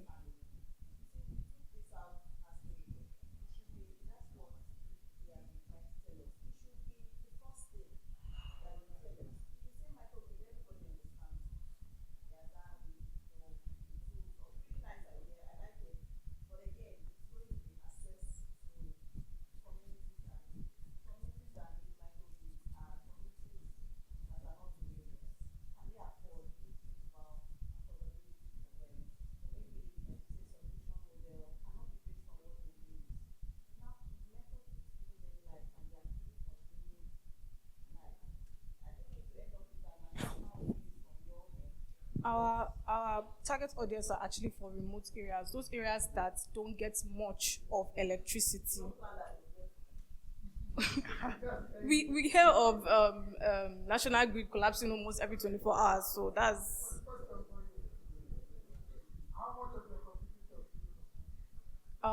I know a few in Benin, but like I said, this is like a smarter version. I know a few startups in Benin, but not a. Sorry? Desta. Daystar.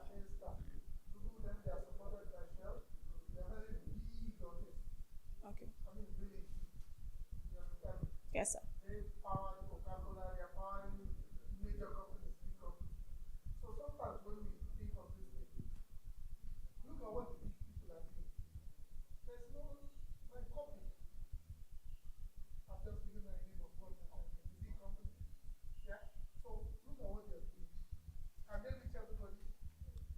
Okay.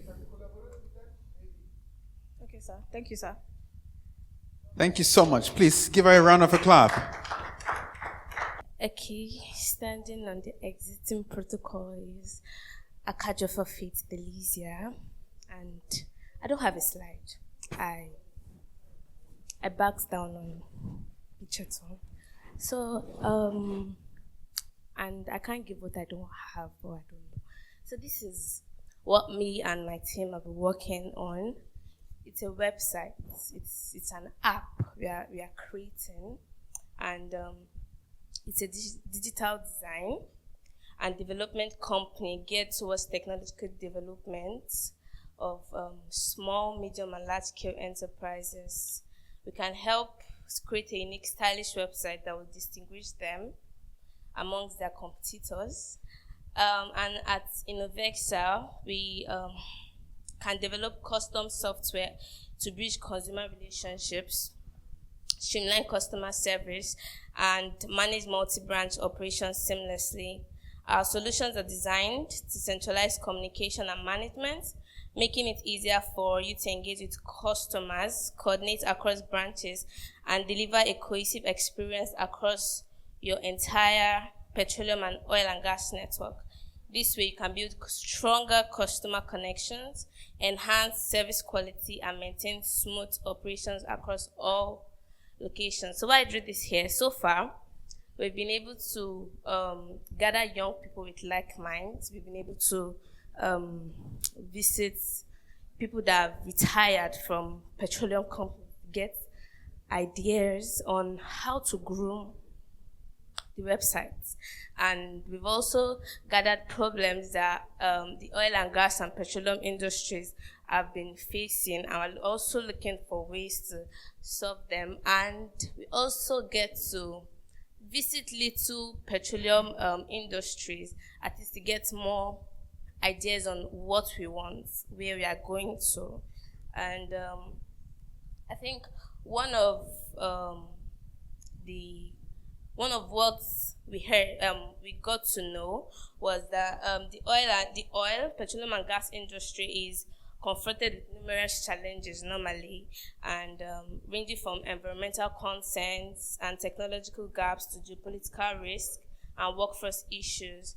However, what we tend to do is to use these challenges to bring more opportunities, actually, innovation and transformation by embracing new technologies, diversifying energy portfolios, optimizing operational efficiency and commitment.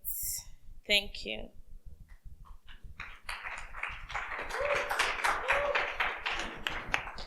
Well done, Innovex. Well done. Okay. Abdulaziz. Well done. Are you guys live?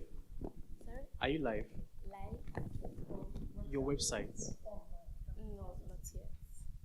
So, what is your why? Why did you decide to build this? Okay, first of all, use the mic, please. Okay, first of all,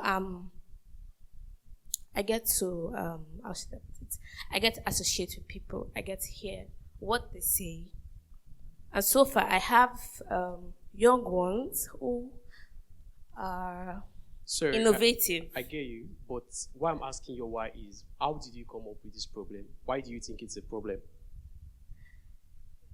Okay, it's what I've observed.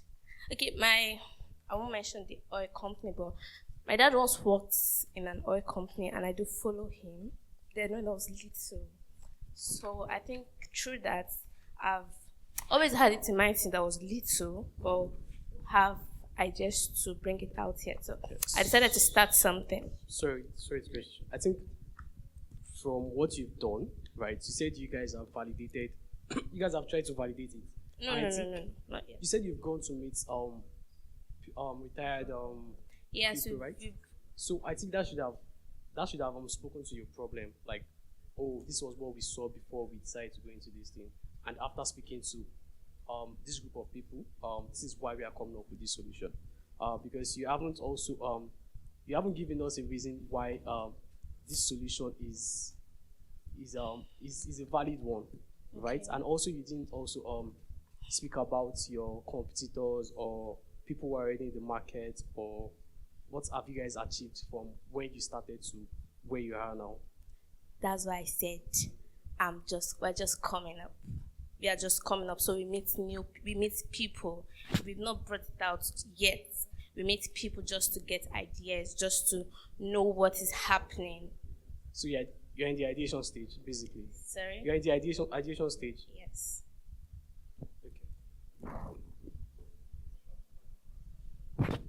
Well done. Please clap for her. Well done. I'm going to leave that vote of thanks to the team lead of YP, Flora, to come. Thank you. Flora, please. Time has been long. You guys did well. All right. Thank you very much. Wow, it's been a great day. First of all, say a very big thank you to our able judges for taking out their time to come here over 15 pitches and more like depend on their result. It's not actually easy to sit down and hear people talk and pitch their ideas, but I would say thank you for making out that time.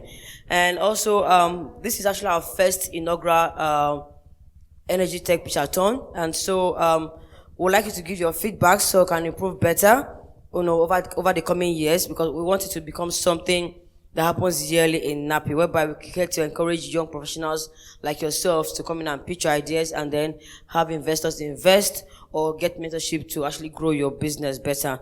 So on behalf of NAPE YP community and the national ESCO community, I'll say a very big thank you to our able judges and the keynote speaker for coming out today to listen to these wonderful ideas and then ask them questions and encourage them. Thank you so much. So we just go for group pictures.